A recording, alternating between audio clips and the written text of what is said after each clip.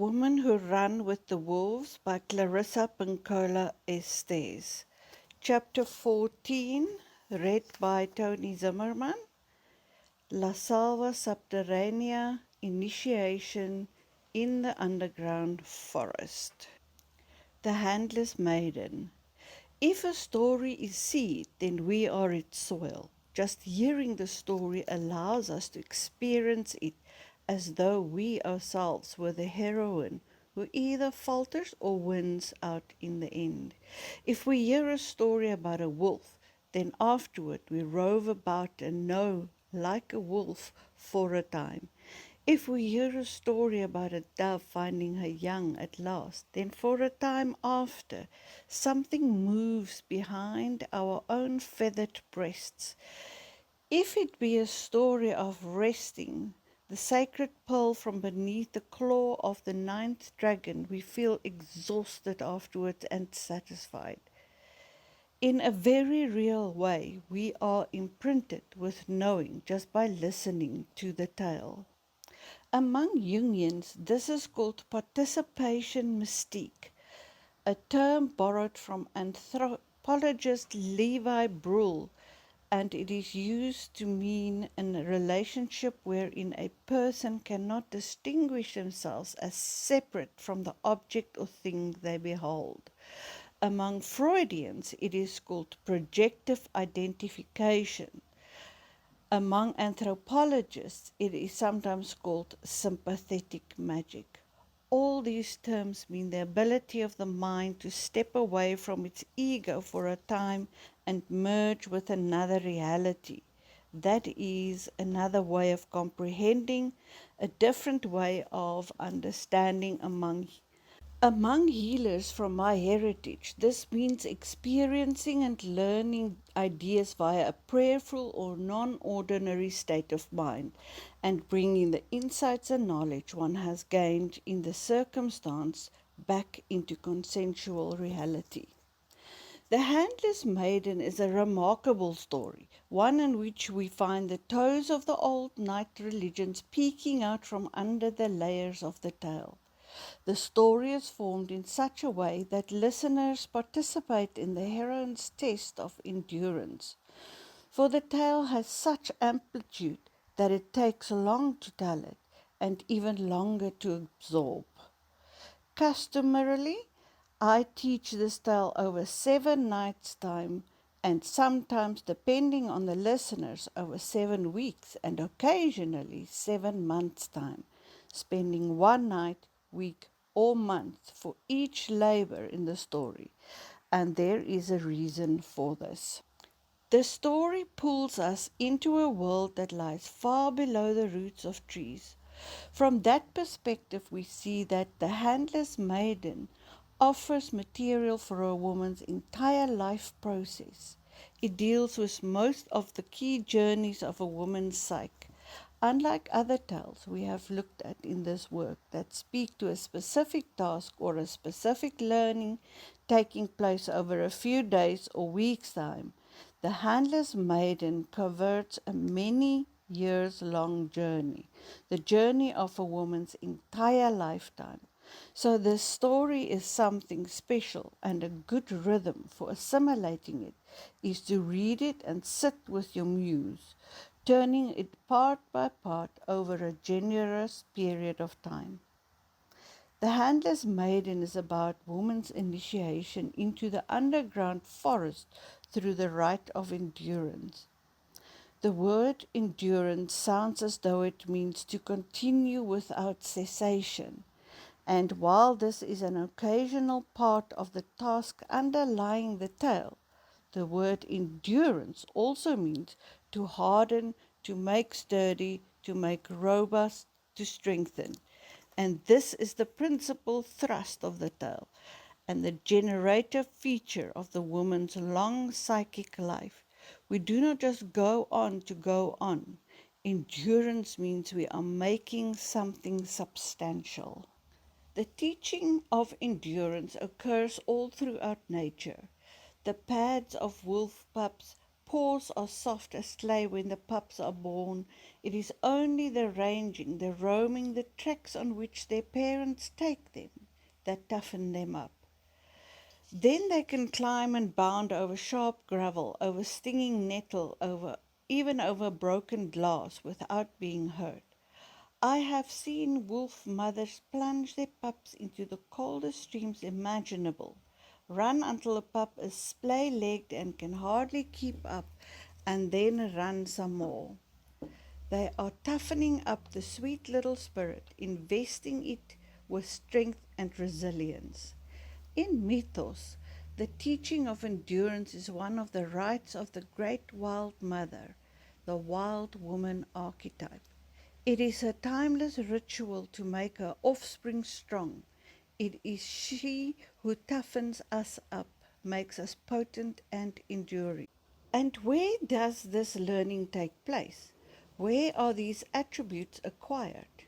La Selva Subterránea, the underground forest, the underworld of female knowing.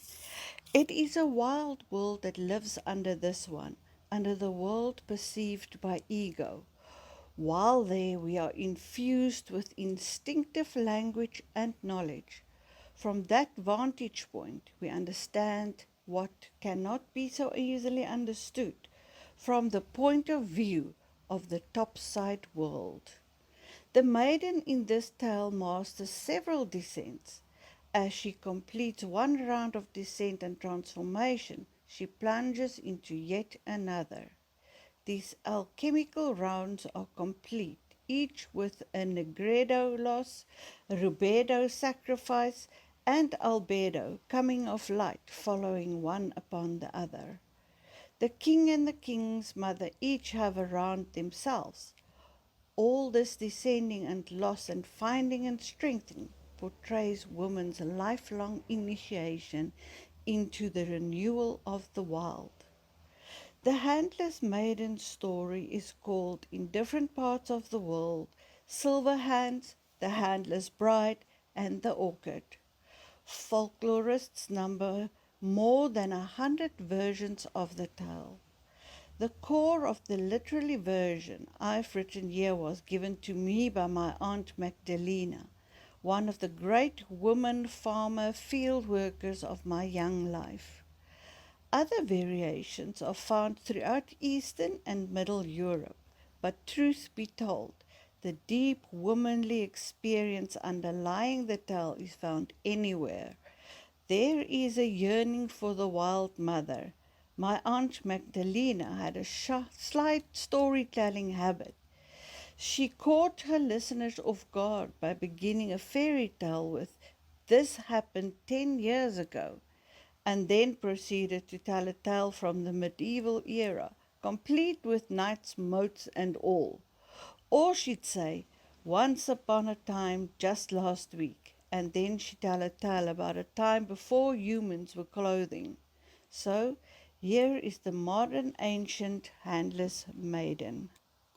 Once upon a time, a few days ago, the man down the road still owned a large stone that ground the villagers' grain to flour. The miller had fallen on hard times and had nothing left but the great rough millstone in a shed and the large flowering apple tree behind it.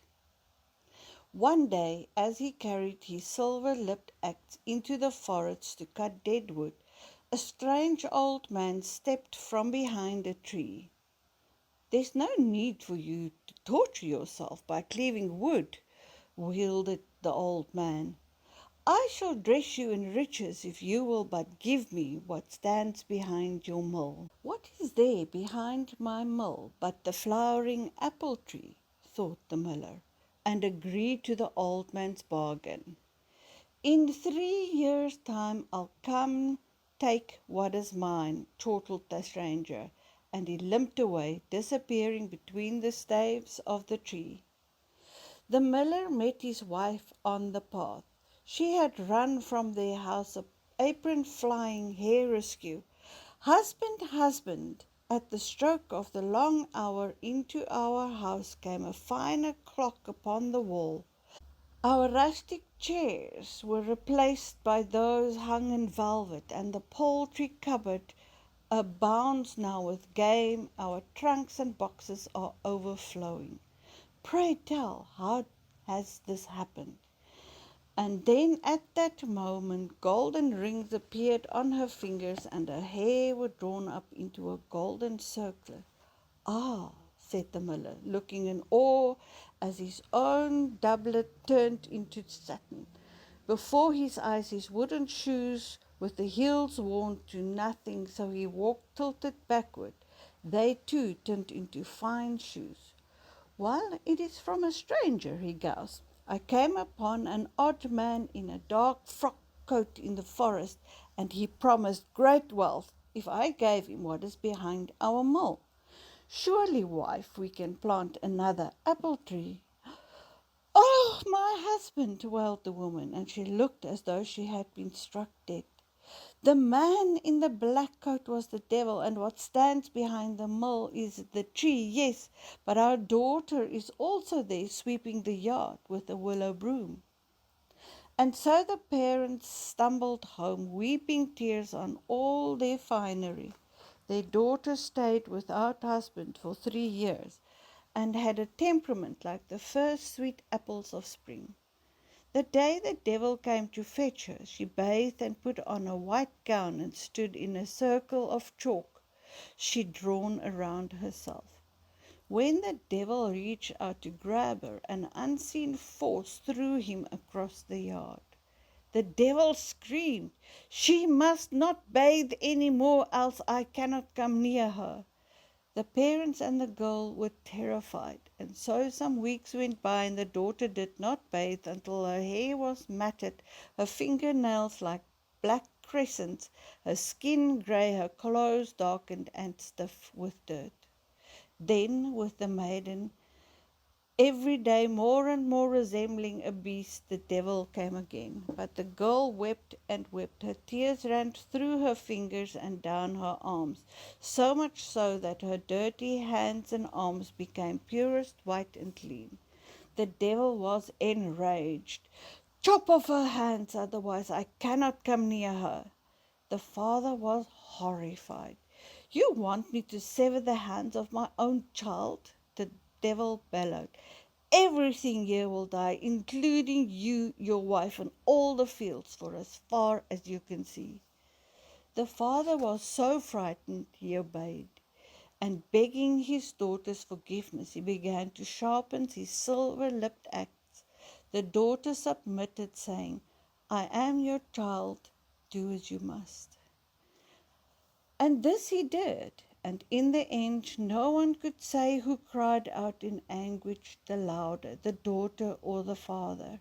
Thus ended the girl's life as she had known it.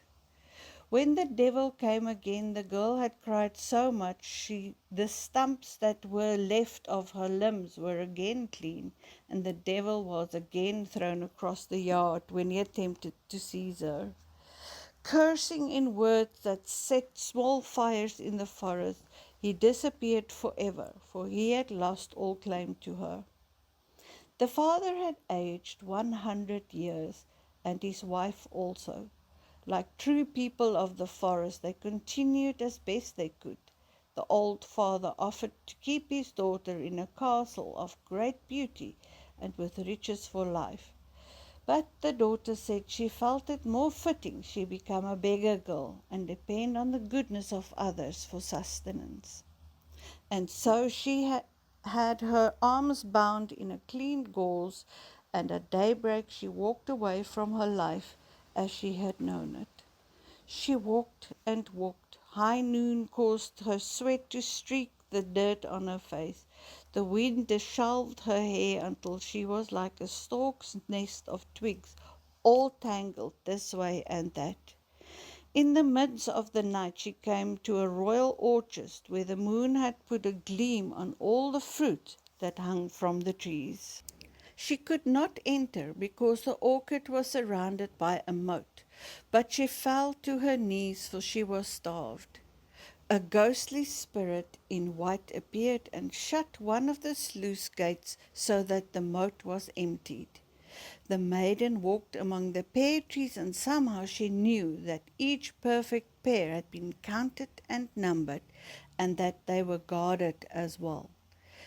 Nevertheless, a bough bent itself low, its limb creaking, so she could reach the lovely fruit and its tip. She put her lips to the golden skin of the pear and ate while standing there in the moonlight, her arms bound in gauze, her hair afright, appearing like a mud woman, the Handlers Maiden. The gardener saw it all, but recognized the magic of the spirit who guarded the maiden and did not interfere.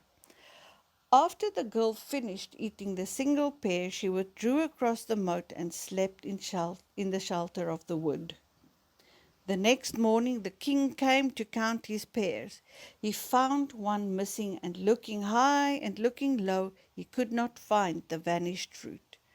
The gardener explained, "Last night 2 spirits drained the moat, entered the garden at high noon, and one without hands ate the pear that offered itself to her." The king said he would keep watch that night. At dark he came with his gardener and his magician, who knew how to speak with spirits. The 3 sat beneath a tree and watched. At midnight the maiden came floating through the forest, her clothes dirty rags, her hair awry, her face streaked, her arms without hands, and the spirit in white beside her. They entered the orchard the same way as before. Again a tree gracefully bent one of its boughs to within her reach, and she supped on the pear at its tip. The magician came close, but not too close, to them and asked, "Are you of this world or not of this world?" And the girl answered, "I was once of the world, and yet I am not of this world." The king questioned the magician, "Is she human or spirit?" The magician answered that she was both. The king's heart leapt, and he rushed to her and cried, "I shall not forsake you. From this day forward I shall care for you." At his castle he had made for her a pair of silver hands, which were fastened to her arms, and so it was that the king married the Handless Maiden.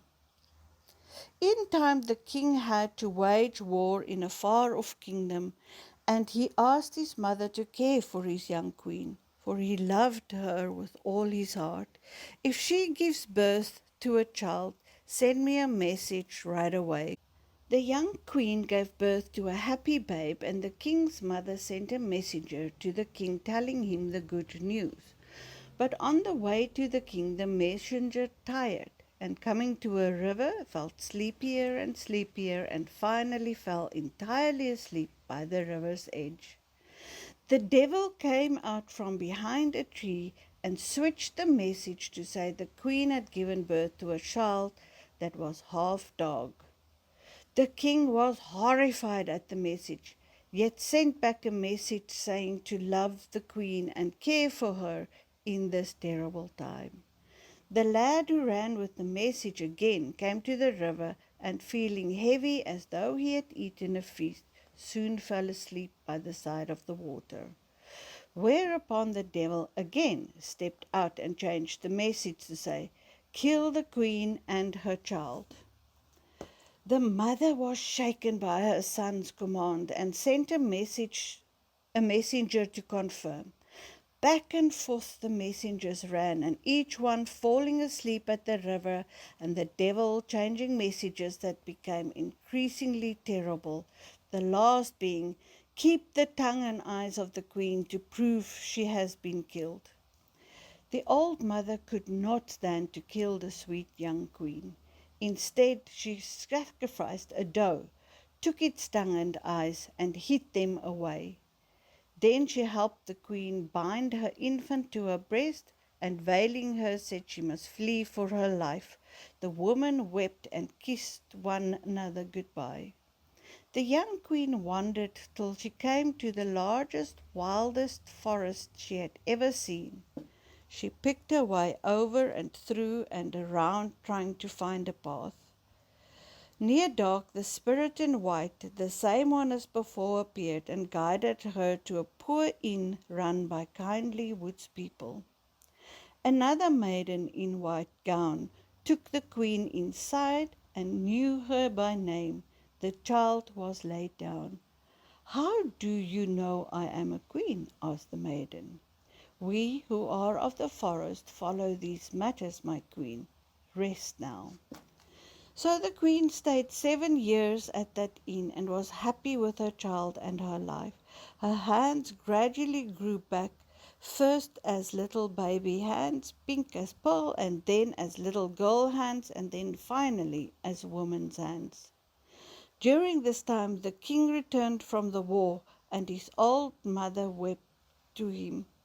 "Why would you have me killed, two innocents?" and displayed to him the eyes and the tongue. Hearing the terrible story, the king staggered and wept inconsolably. His mother saw his grief and told him these were the eyes and tongue of a doe, and that she had sent the queen and her child off into the forest.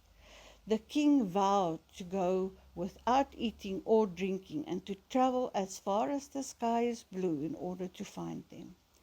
He searched for 7 years. His hands became black, his beard mouldy brown like moss, his eyes red-rimmed and parched.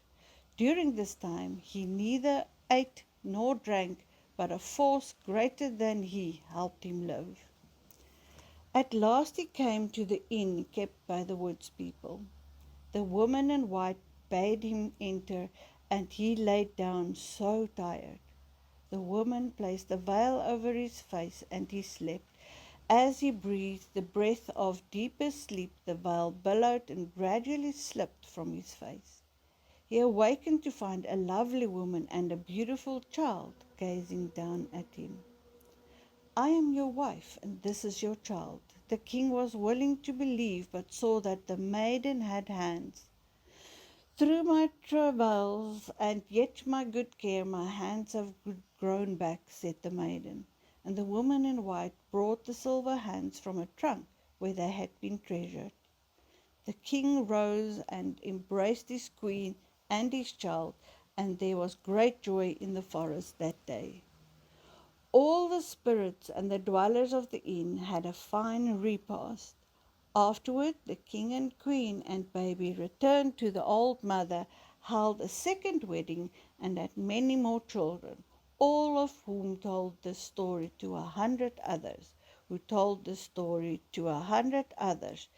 Just as you are one of the 100 others, I am telling it too. The first stage, the bargain without knowing. In the first stage of the story, the susceptible and acquisitive miller makes a poor bargain with the devil. He thought to enrich himself, but too late realizes the price is going to be very, very high. He thought he was trading his apple tree for wealth, but instead he finds he has given his daughter to the devil. In archetypal psychology, we take all the elements of a fairy tale to be descriptions of the aspects in a single woman's psyche. So regarding this tale as woman, we must ask ourselves here at the beginning, what poor bargain does every woman make? Though we might respond with different answers on different days, there is one answer that is constant in all women's lives. Though we hate to admit it over and over again, the poorest bargain of all our lives is the one we make when we forfeit our deep knowing life for one that is far more frail, when we give up our teeth, our claws, our sense, our scent, when we surrender our wilder nature for a promise of something that seems rich but turns out to be hollow instead.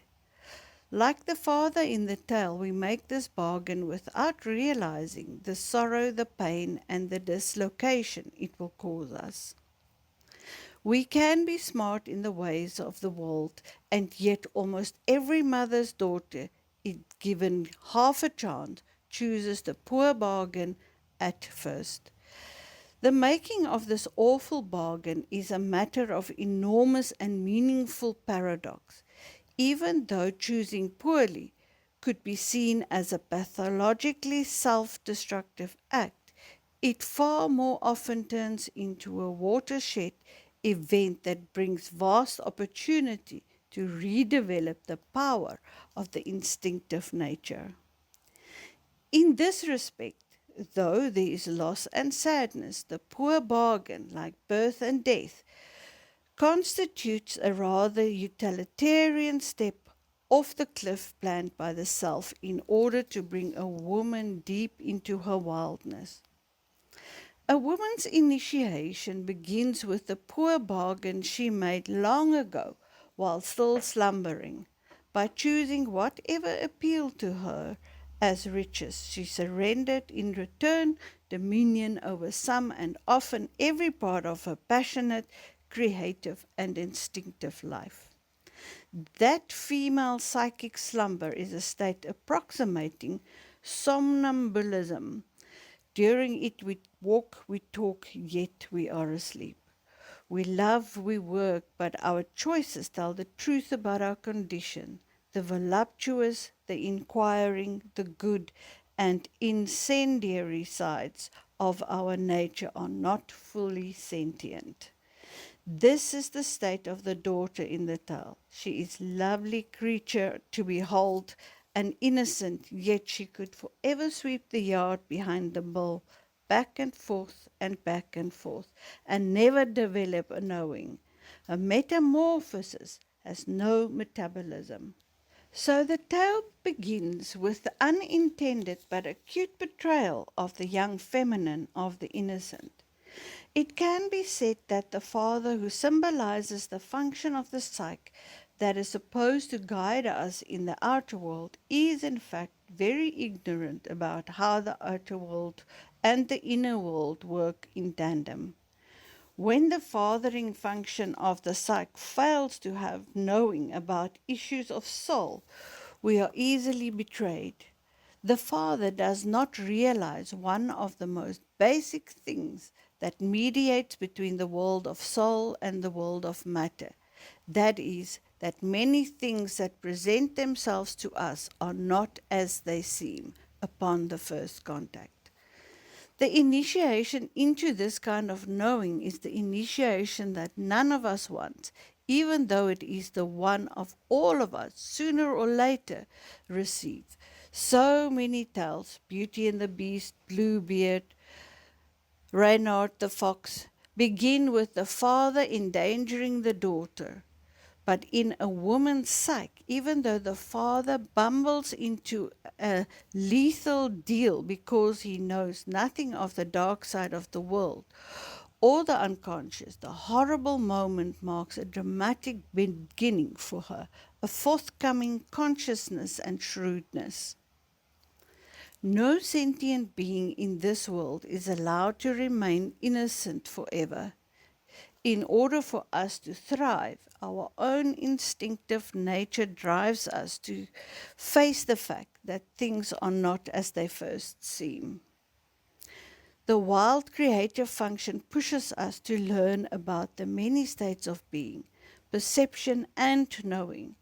These are the many conduits through which the wild woman speaks to us. Loss and betrayal are the first slippery steps of a long initiatory process that pitches us into La Selva Subterránea, the underground forest. There, sometimes for the first time in our lives, we have a chance to cease walking into walls of our own making and learn to pass through them instead. While in modern society a woman's loss of innocence is often ignored, in the underground forest, a woman who has lived through the demise of her innocence is seen as someone special, in part because she has been hurt, but much more so because she has gone on, because she is working hard to understand, to peel back the layers of her perceptions and her defenses to see what lies underneath. In that world, her loss of innocence is treated as a rite of passage. That she can now see more clearly is applauded. That she has endured and continues to learn gives her both status and honor. Making a poor bargain is not only representative of the psychology of young women, it holds true for women of any age who are without initiation or who are dangling in an incomplete initiation in these matters. How does any woman involve herself in such a bargain? The story opens with the symbol of the mill and the miller.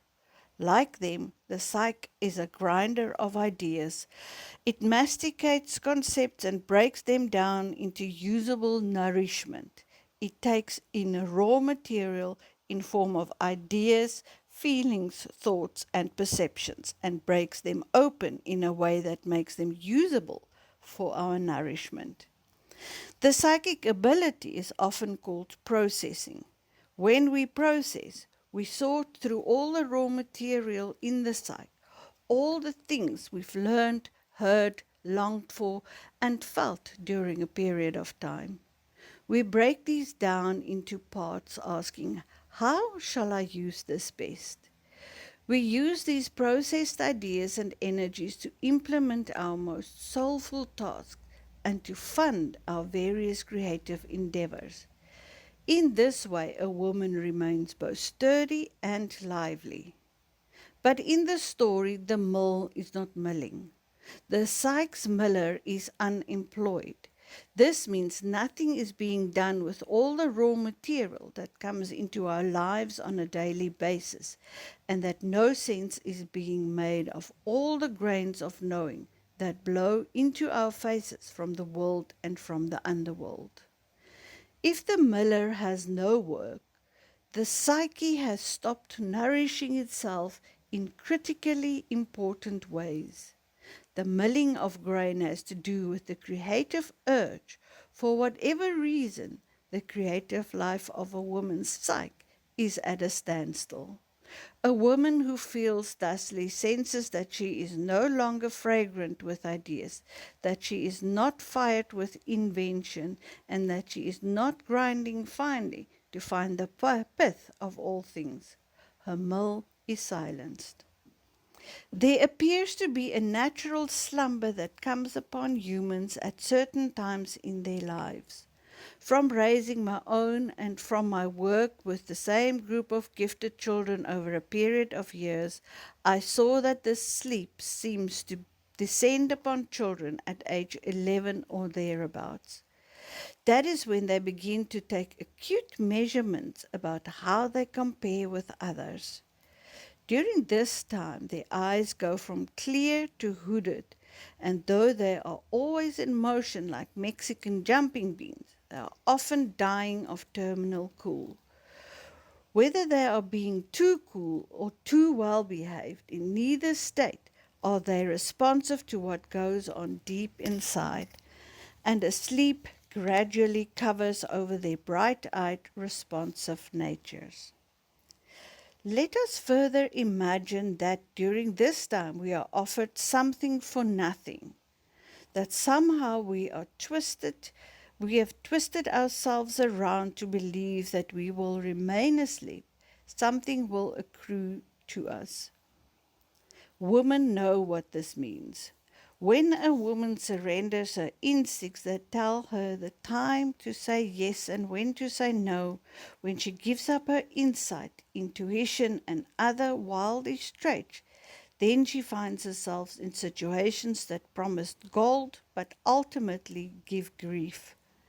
Some women relinquish their art for a grotesque financial marriage or give up their life's dream in order to be a too good wife, daughter, or girl, or surrender their true calling in order to lead what they hope will be a more acceptable, fulfilling, and especially more sanitary life. In these ways and others, we lose our instincts. Instead of our lives being filled with the possibility of enlightenment, we are covered over with a kind of endarkenment instead. Our greater ability to see into the nature of things, and our inner seeing are both snoring away, so that when the devil comes a knocking, we sleepwalk over to the door and let him in. The devil symbolizes the dark force of the psyche, the predator who in this tale is not recognized for what he is. This devil is an archetypal bandit who needs, wants, sucks up light. Theoretically, if he were given light, that is, a life with the possibility of love and creativity, then the devil would no longer be the devil. In this tale, the devil is present because the young girl's sweet light has attracted him. Her light is not just any light, but the light of a maiden soul trapped in a somnambulistic state. Oh, what a tasty morsel! Her light glows with heartbreaking beauty, but she is unaware of her value. Such a light, whether it be the glow of a woman's creative life, her wild soul, her physical beauty, her intelligence, or her generosity, always attracts the predator. Such a light that is also unaware and unprotected is always a target. I worked with a woman who was quite taken advantage of by others, by the spouse, children, mother, father, or stranger. She was 40 years old and still at this bargain betrayal stage of inner development. By her sweetness, her warm and welcoming voice, her lovely manner, she not only attracted those who took away an ember from her, but so large a crowd gathered before her soulful fire that they blocked her from receiving any of its warmth herself. The poor bargain she had made was to never say no in order to be consistently loved. The predator of her own psyche offered her the gold of being loved if she would give up her instincts that said enough is enough. She realized fully what she was doing to herself when she had a dream that she was on her hands and knees in a crowd, trying to reach through the forest of legs for a precious crown someone had thrown into a corner. The instinctual layer of her psyche was pointing out that she had lost the sovereignty over her own life, and that it was going to be hands and knees work to get it back. To retrieve her crown, this woman had to re-evaluate her time, her giving, her attentions to others. The flowering apple tree in the tale symbolizes a beauteous aspect of woman, the side of our nature that has its roots sunk into the world of the wild mother, where it is nurtured from below. The tree is the archetypal symbol of individuation. It is a considered immortal, for its seeds will live on. Its root system shelters and revivifies. It is home to an entire food chain of life. Like a woman, a tree also has its seasons and its stages of growth. It has its winter, it has its spring. In the North Woods apple orchards, farmers call their mares and their dogs girl and their flowering fruits lady. The orchard trees are the young, naked woman of spring, the first nose, as we used to say. Of all the things that most meant spring, the fragrance of clustered fruit blossoms outranked the crazed robins jumping around doing triple gainers in the side yard and outscored the new crops coming in like tiny flames of green fire and black dirt. Also, there was a saying about apple trees: young in spring, bitter fruit, other side sweet as ice. This meant the apple had a dual nature. In the late spring, it looked lovely and round and as though drizzled with sunrise, yet it was too tart to eat. It would make all your nerves stand up and go awk. But later in the season, to bite into the apple was like breaking open sweet candy running with juice. The apple tree and the maiden are interchangeable, symbols of the feminine self. And the fruit is a symbol of nourishment and maturation of our knowledge of that self. If our knowledge about the ways of our own soul is immature, we cannot be nourished from it, for the knowing is not yet ripe. As with apples, it takes time for maturation, and the roost must find ground, and at least a season must pass, sometimes several. If the maiden soul's sense remains untested, nothing more can occur in our lives. But if we can gain underworld roots, we can become mature, nourishing to ourselves, our soul, and psyche. The flowering apple tree is a metaphor for fecundity, yes, but more so it signifies the densely sensual creative urge and the ripening of ideas. All these are the work of Las Caranderas, the root woman, who live deep in the crags and mountains of the conscience. They mine the deep unconscious there and deliver up the work to us. We work the work they give to us, and as a result, a potent fire, shrewd instincts, and deep knowing springs to life, and we develop and grow in depth in both inner and outer worlds. Here we have a tree symbolizing the abundance of wild and free nature in a woman's psyche, and yet the value of this is not understood by the psyche. One could say the entire psyche is asleep to the vast possibilities in the feminine nature. When we speak of a woman's life in relationship to the symbol of the tree, we mean the feminine blossoming energy that belongs to us and that comes to us in cycles, ebbing and returning to us on a regular basis as psychic spring follows psychic winter. Without the renewal of this flowering impulse in our lives, hope is covered over, and the earth of our minds and hearts remain in unmoving state. The flowering apple tree is our deep life. We see the psyche's devastating underestimation of the value of the young elemental feminine, when the father says to the apple tree, "Surely we can plant another." This psyche does not recognize its own creator goddess in her flowering tree embodiment. The young self is traded off without realizing her dearness or her role as root messenger for the wild mother. Yet it is this breach of knowing that causes the initiation of endurance to begin. The unemployed miller down on his luck had begun to chop wood. It is hard work to chop wood, is it not? There is much heaving and hauling, yet this chopping of wood symbolizes vast psychic resources, the ability to provide energy for one's task, to develop one's ideas, to bring the dream, whatever it be, within reach. So when the miller begins to chop away, we could say the psyche has begun to do the very hard work of bringing light and warmth to itself. But the poor ego is always looking for an easy way out.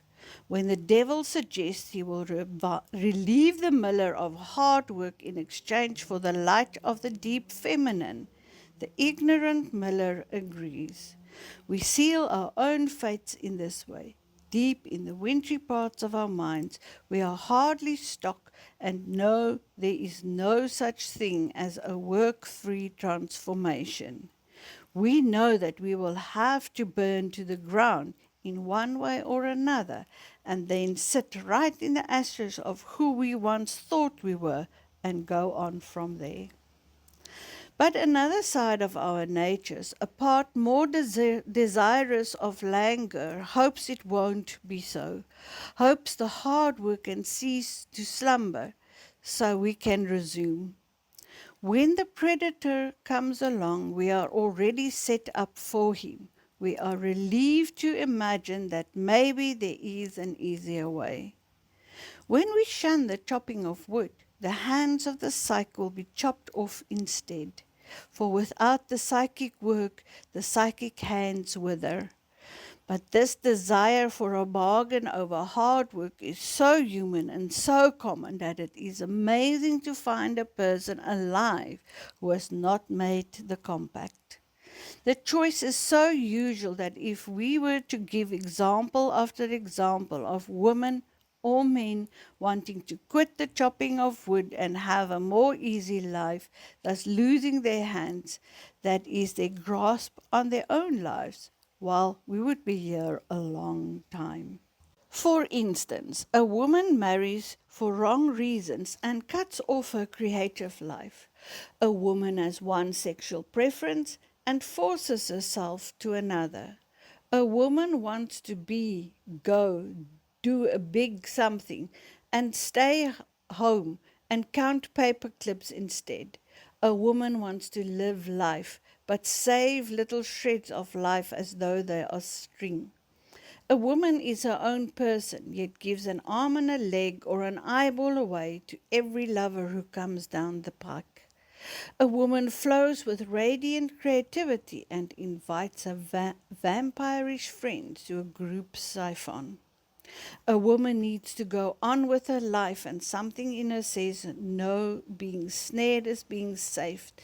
This is the devil's. I'll give you this if you'll give me that. The bargain without knowing. So what was meant to be the nutritive and flowering tree of the psyche loses power, loses its blossoms, loses energy, is sold out, is forced into forfeiting its potential, not understanding the bargain it has made. The entire drama almost always begins and establishes its stronghold outside a woman's consciousness. Yet it must be emphasized that this is where everyone begins. In this tale, the father represents the outer world point of view, the collective ideal that pressures women to be wilted rather than wildish. Even so, there is no shame and no blame if you have given away the flowering boughs. Yes, you have suffered for it, no doubt, and you may have given it away for years, even for decades, but there is hope. The mother in the fairy tale announces to the entire psyche what has occurred. She says, "Wake up, see what you have done." And everybody wakes up so fast it hurts. But still, it's good news for the wishy-washy mother of the psyche, the one that once helped to dilute and dull feeling function has just awakened to the horrible meaning of the bargain. Now a woman's pain becomes conscious. When it is conscious, he can do something with it. She can use it to learn with, to grow strong with, to become a knowing woman. Over the long term, there will be even better news yet. That which has been given away can be reclaimed.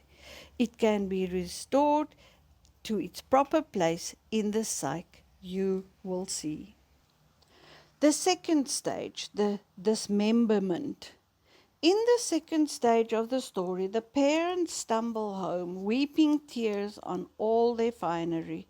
3 years to the day the devil comes to fetch the daughter. She has bathed and put on a white gown. She stands inside a chalk circle she'd drawn around herself. When the devil reaches out to seize her, an unseen force throws him across the yard. He orders her not to bathe. She devolves to an animal-like condition, but she weeps on her hands, and again the devil cannot touch her. He orders the father to cut off her hands, so she cannot weep on them. This is done, and thus her life as she has known it is ended. But she cries on the stumps of her arms, and the devil again cannot overwhelm her, and he gives up. The daughter has done remarkably well considering the circumstances, yet we all are numb once we have passed through this stage and realize what has been done to us. how we surrendered to the will of the predator and the frightened father so that we wound up being made handless. After this, spirit reacts by moving when we move, by reaching when we reach, by walking when we walk. But it has no feeling to it. We are numb when we realize what has come to pass. We are horrified to fulfill our barter.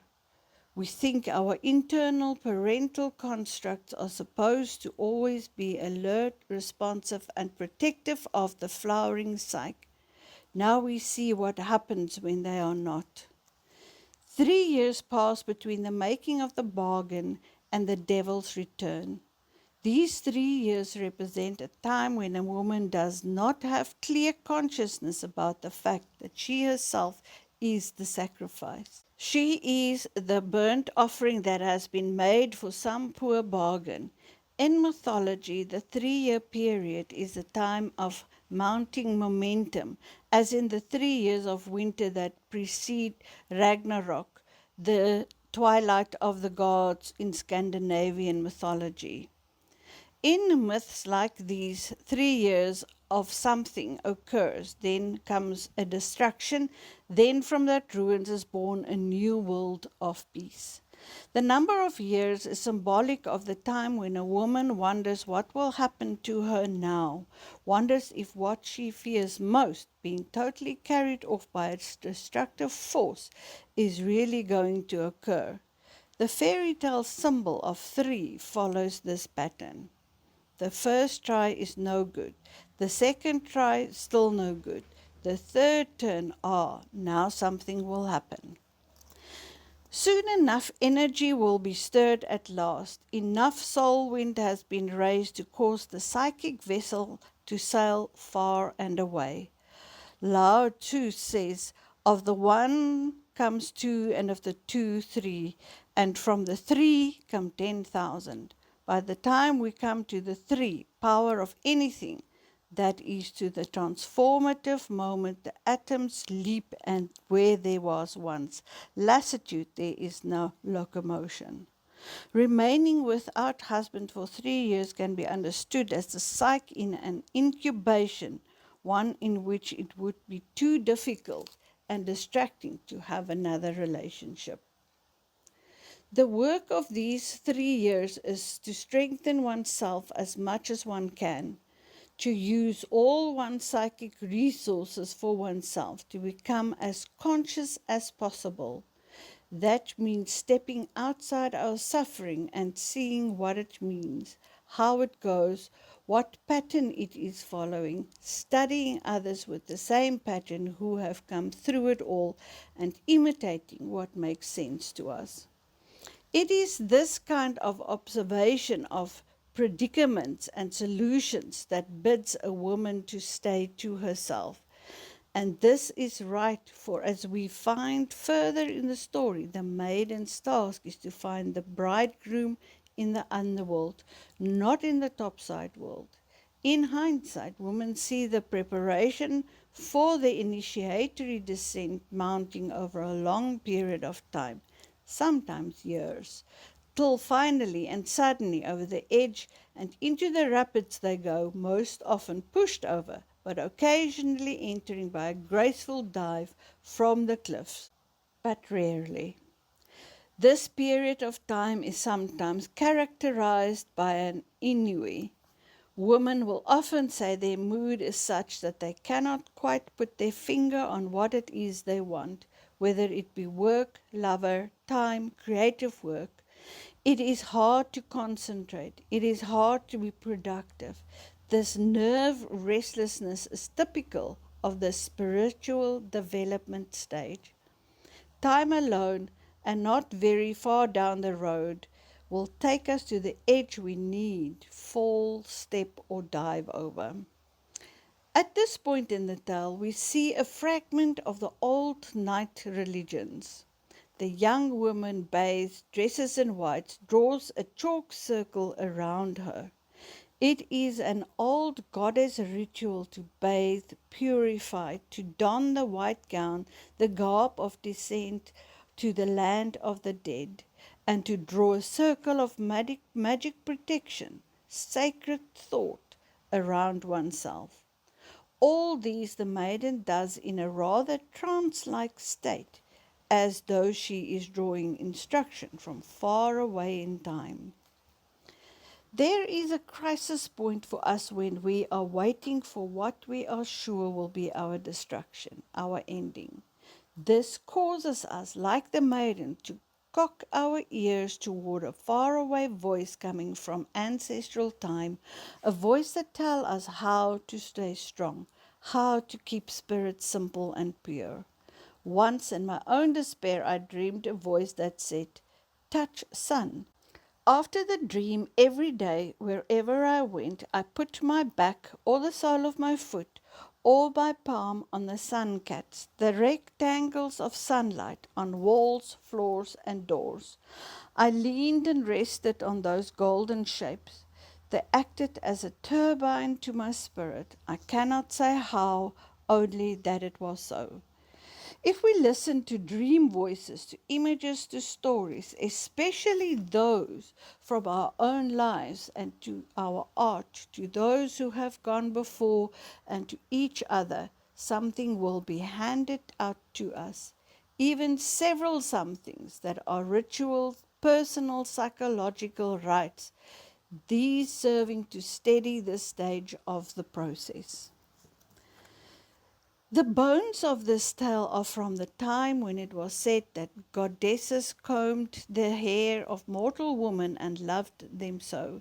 In this sense, then, we understand that the descents in this tale are those that draw a woman to the ancient past, to her ancestral motherlines in the underworld.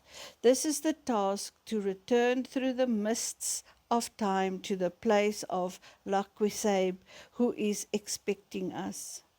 She has extensive underworld teachings for us that will be of great value to our spirits and to us in the outer world.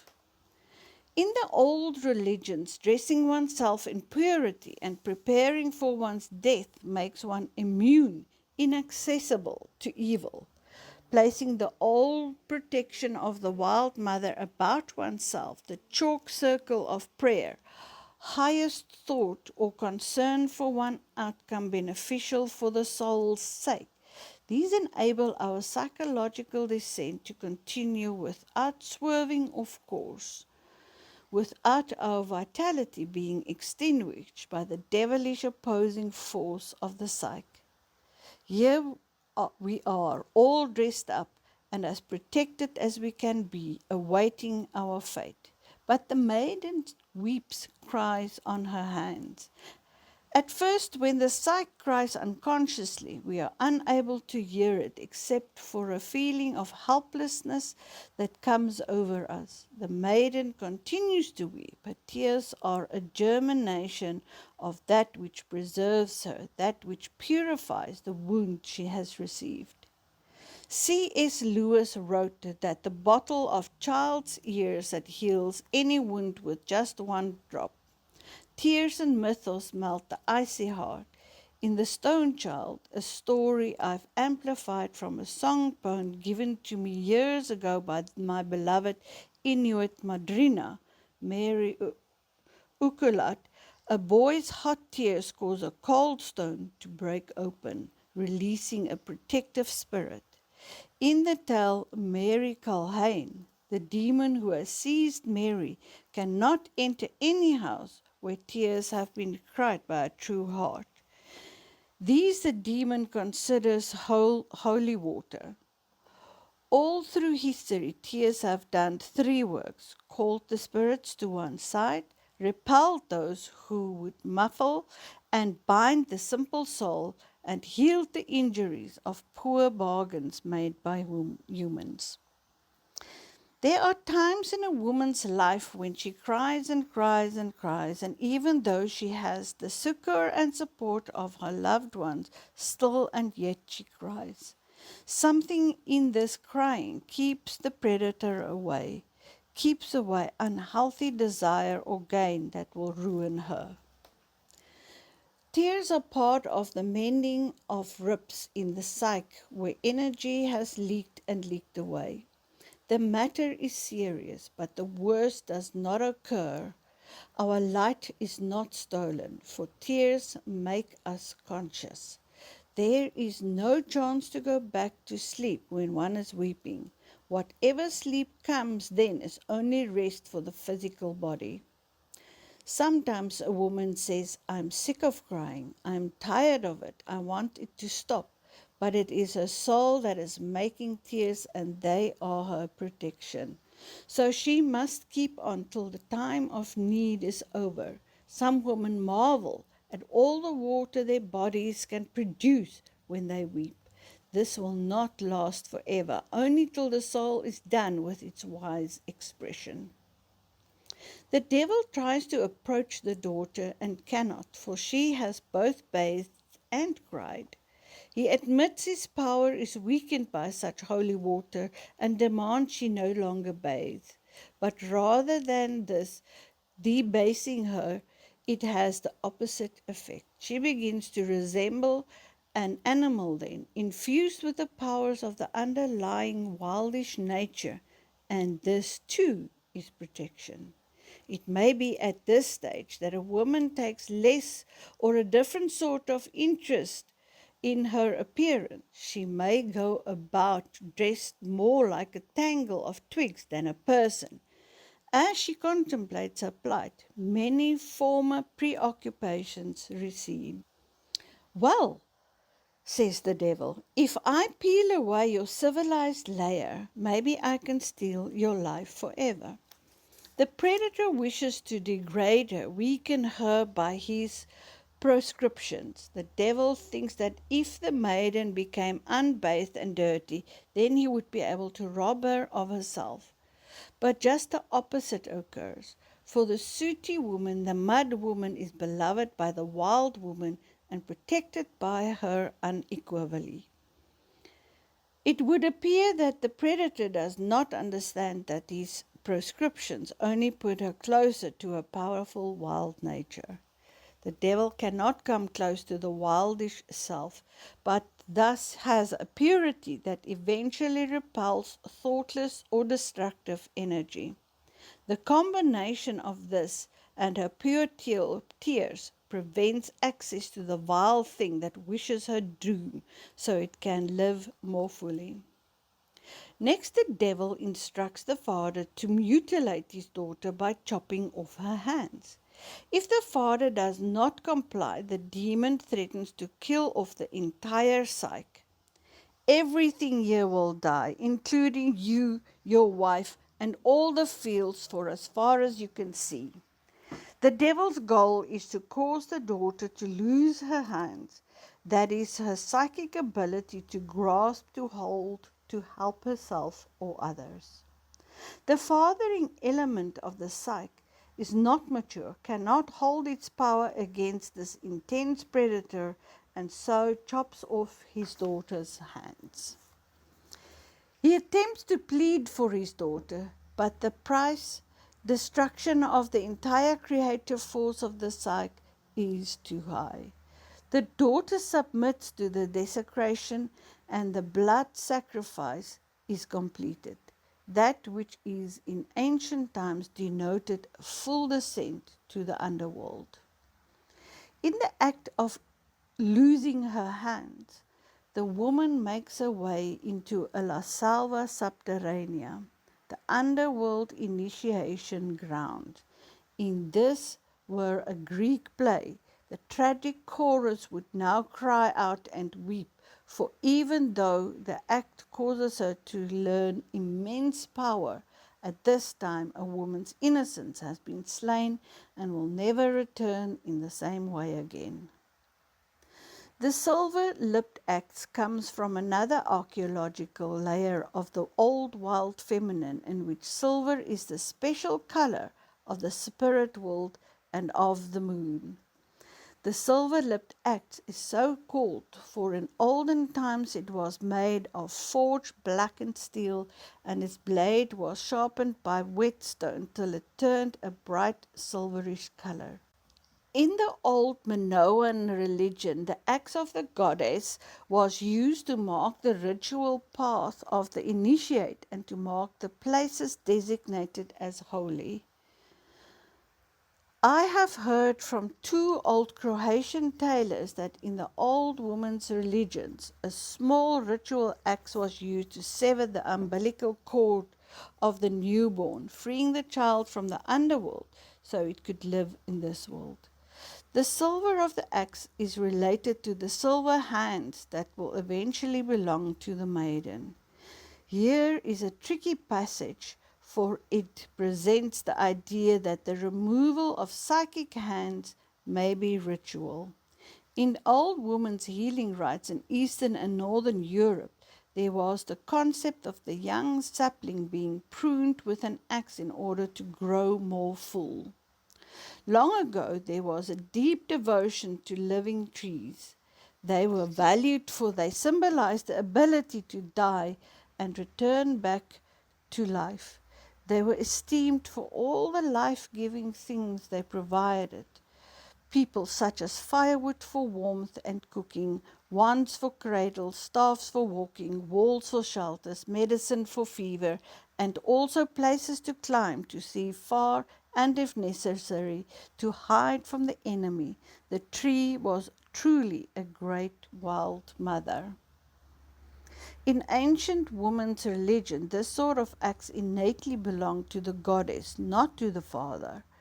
This sequence in the fairy tale strongly suggests that the father's ownership of the axe comes about in the story as a result of the scrambling together of the old and the newer religions. The older one itself having been dismembered, certainly disremembered. Yet regardless of the mists of time and or the overlays covering these old ideas about woman's initiation, by following a tale such as this one, we can extract what we need from the tangle. We can repiece the map that shows the path of the descent and the way back again. We can understand the removal of psychic hands in much the same way the symbol was understood by the ancients. In Asia, the celestial axe was used to cut one away from the unillumined self. This motive of cutting as initiation is central to our story.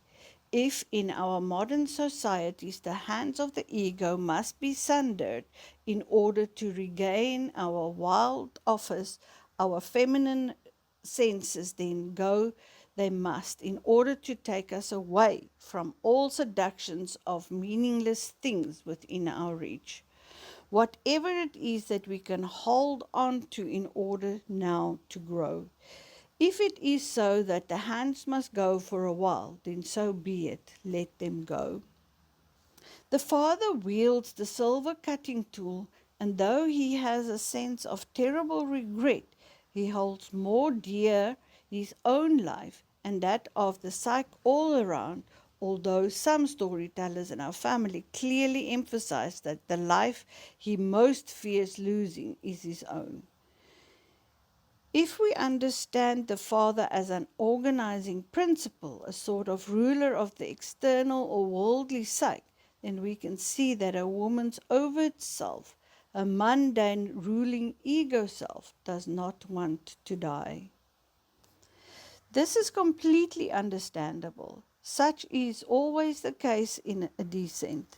Some of what we are is drawn to the descent as though it is something lovely, dark, and bittersweet.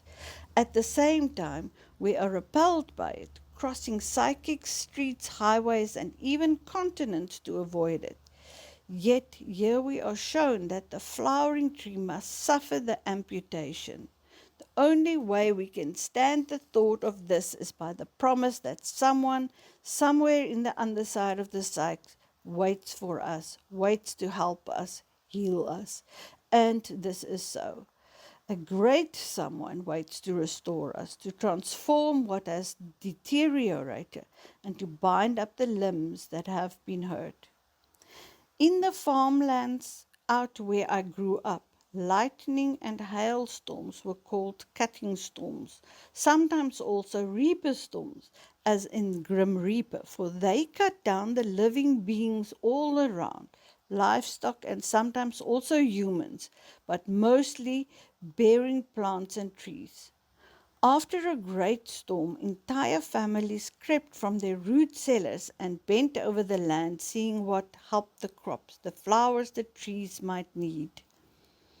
The littlest children picked up the strewn boughs full of leaves and fruit.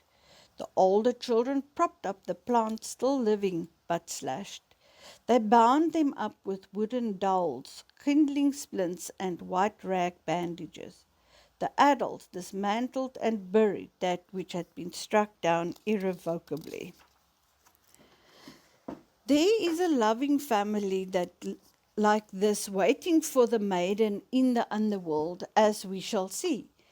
In this metaphor of cutting off the hands, we see that something will come of it. In the underworld, whenever a thing is not able to live, it is taken down and cut apart to be used in another way. This woman of the story is not old, not sick, yet she must be dismantled, for she cannot be the way she has been anymore. Yet forces are waiting for her to help her heal. By cutting off her hands, the Father deepens the descent, hastens the dissolution, the difficult loss of all one's dearest values, which mean everything, the loss of vantage point, the loss of horizon lines, the loss of one's bearings about what one believes and for what reasons. In Aboriginal rites worldwide, the idea is definitely to confuse the ordinary mind so that the mystical can be easily introduced to the initiates. With the cutting off of the hands, the importance of the rest of the psychic body and its attributes is emphasized, and we know that the foolish ruling father of the psyche has not long to live. For the deep and dismembered woman is going to do her work, with or without his assistance and protection. And as gruesome as it may seem at first, this new version of her body is going to help. So it is in this descent that we lose our psychic hands, those parts of our bodies that are like two small human beings in and of themselves. In olden times, the fingers were likened to legs and arms, and the wrist joint was likened to the head. Those beings can dance, they can sing. I once clapped cadence with Rene Heredia, a great flamenco guitarist. In flamenco, the palms of the hands speak. They make sounds that are words like, faster, O beautiful one, soar now, be deeper, ah, feel me, feel this music, feel this and this and this. The hands are beings in their own right. If you study crash scenes from the Mediterranean, more often than not you see that the hands of the shepherds and the wise men, or of Mary and Joseph, are all extended with palms facing the divine child, as though the child were a light that could be received up through the skin of the palms. In Mexico, you see this also in statues of the great goddess Guadalupe, showering her healing light down upon us by showing us the palms of her hands. The power of the hands is recorded throughout history. At Cayenta on the Dene Navajo reservation, there is a certain hogan with an ancient red handprint beside the door. It means we are safe here. As women, we touch many people. We know our palm is a kind of sensor, whether in a hug or a pat or just a touch on the shoulder. We take a reading of the persons we touch.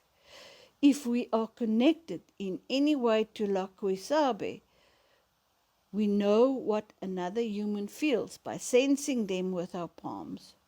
For some, information in the form of images and sometimes even words come to them, informing them of the feeling state of others. One might say there is a form of radar in the hands. Hands are not only receivers but transmitters. When one shakes a person's hand, one can send a message and often unconsciously does so by pressure, intensity, duration, and skin temperature. Persons who consciously or unconsciously intend meanness have touches that feel as though they are poking holes in the psychic soul body of the other. At the other psychological pole, hands laid upon a person can soothe, comfort, remove pain, and heal. This is woman's knowledge through the centuries, handed down mother to daughter. The predator of the psyche knows all about the deep mystery associated with hands. In too many parts of the world, an egregiously pathological way of demonstrating inhumanity is to kidnap an innocent person and cut off their hands, to dismember the human feeling, seeing, and healing function. The killer does not feel, so he does not wish for his victim to feel either. This is exactly the intention of the devil, for the unredeemed aspect of the psyche does not feel, and in its insane envy of those who do, it is driven to a cutting hatred. To murder a woman by cutting is a theme of many tales, but this devil is more than a murderer, he's a mutilator. He requires mutilation, not decorative or simple initiatory sacrification, but the kind that intends to disable a woman forever. When we say a woman's hands are cut off, we mean she is bound away from self-comfort, from immediate self-healing, so very helpless to do anything except follow the age-old path. So it is proper that we continue to weep during this time. It is our simple and powerful protection against a demon so hurtful that none of us can fully comprehend its motive or raison d'etre. In fairy tales, there is the leitmotif called the thrown object. The heroine who is being pursued takes a magical comb from her hair and throws it down behind her, where it grows into a forest of trees so thick you couldn't poke a pitchfork between them. Or the heroine has a little vial of water which she uncorks, sprinkling its contents behind her as she runs. The droplets turn into a flood, effectively slowing down her pursuer. In the story, the young woman cries and cries all over her stumps, and the devil is repelled by some sort of force field around her. He cannot seize her as he had intended. Here tears are the thrown object, the watery wall that keeps out the devil. Not because the devil is moved or made soft by them, he is not, but because there is something about the purity of true tears that causes the devil's power to be broken. And we find this to be true when we cry for the love of God that nothing is on the horizon but the most bleak, the most dark, and unredeemed possibilities, and yet the tears save us from being burnt to the ground for no useful end. The daughter must grieve. I am amazed how little women cry nowadays, and then apologetically. I worry when shame or disuse begins to steal away such a natural function. To be a flowering tree and to be moist is essential, otherwise you will break. Crying is good. It is right. It does not cure the dilemma, but it enables the process to continue instead of collapsing. And now the maiden's life, as she has known it, her understanding of life to this point is over, and she goes down to another level of the underworld. And we continue in her footsteps. We go onward even though we are vulnerable and so peeled of ego protection, like a tree skinned of its bark.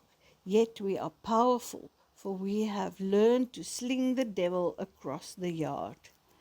At this time, we see in our lives that no matter what we do, our ego plans slip from our grasp. There will be a change in our lives, a big one, no matter what nice plans the little temperamental conductor ego has for the next movement. Our own powerful destiny begins to rule our lives. Not the mill, not the sweeping, not the sleeping.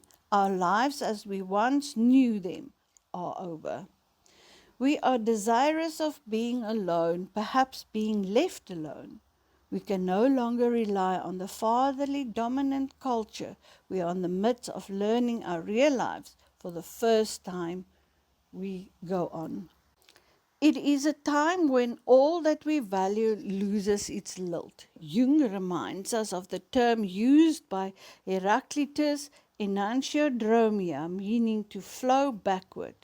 But this flowing backward can be more than a regression into the personal unconscious. It can be a heartfelt return to workable ancient values, more deeply held ideas. If we understand this stage of the initiation of endurance as a step backward, it must also be considered a step 10 leagues down and back into the realm of the wild woman. All this causes the devil to throw his rump over his shoulder and stomp off. In this sense, when a woman feels she has lost her touch, lost her usual way with the world, she is powerful still in her pureness of soul. She is strong in her insistence on her sorrow, and this causes the thing that wishes to destroy her to withdraw. The psychic body has lost its precious hands, it is true, but the rest of the psyche will compensate for the loss. We still have feet that know the way, a soul mind with which to see far, breast and belly to sense with, just like the exotic and enigmatic belly goddess Baobo, who represents the deep instinctual nature of woman and who also has no hands. With this incorporeal and uncanny body, we go forward. We are about to make the next descent. The third stage, the wandering. In the third stage of the story, the father offers to keep his daughter in riches for life, but the daughter says she will go forth and depend upon fate. At daybreak, with her arms bound in clean gauze, she walks away from her life as she has known it. She becomes disheveled and animal-like again. Late at night, starving, she comes to an orchard in which all the pears are numbered. A spirit drains the moat around the orchard, and while the mystified gardener watches, the young woman eats the pear that offers itself to her. Initiation is the process by which we turn from our natural inclination to remain unconscious and decide that whatever it takes, suffering, striving, enduring, we will pursue conscious union with the deeper mind, the wild self. In the tale, the mother and father attempt to draw the maiden back into an unconscious state. "Oh, stay here with us, you are injured, but we can make you forget." Will she, now that she has defeated the devil, rest on her laurels, so to speak?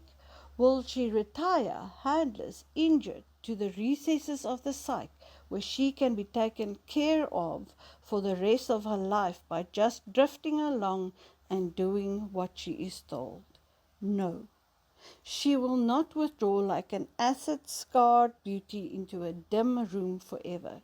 She will dress, psychically medicate herself as best she can, and descend another stone staircase to an even deeper realm of the psyche.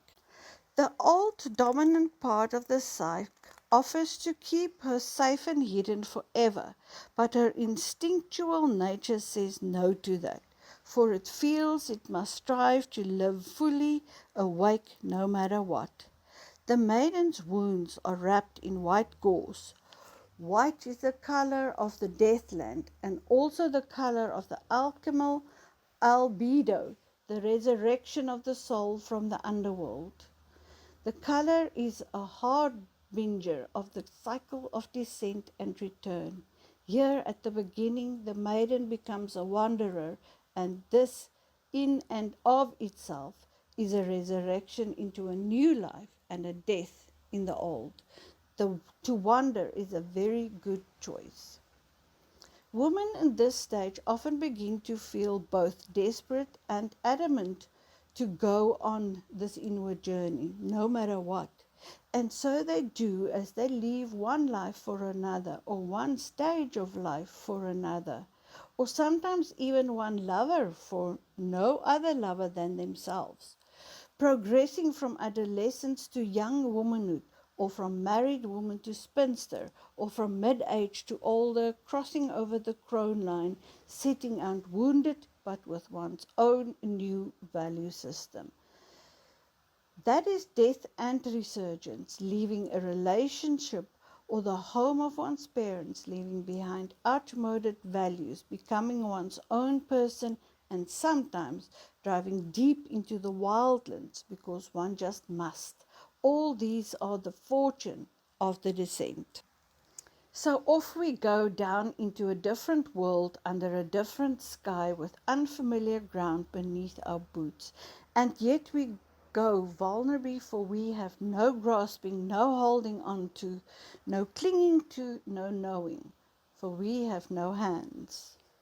The mother and father, the collective and egoistic aspects of the psyche, no longer have the power they once had.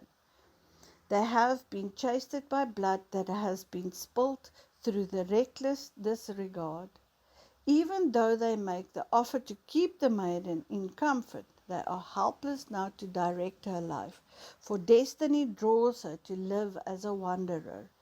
In this sense, her mother and father die. Her new parents are the wind and the road. The archetype of the wanderer constellates, that is, causes another to emerge, that of the lone wolf or the outsider. She is outside the seeming happy families of the villages, outside the warm room and out in the cold. That is her life now. This becomes the living metaphor for woman on the journey. We begin somehow not to feel a part of the life that carnivals about us.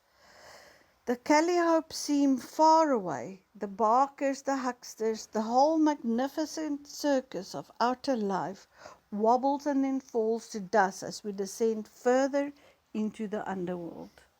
Here the old night religion again comes up from the road to meet us, while the old tale of Hades grabbing off Persephone to the underworld is a fine drama.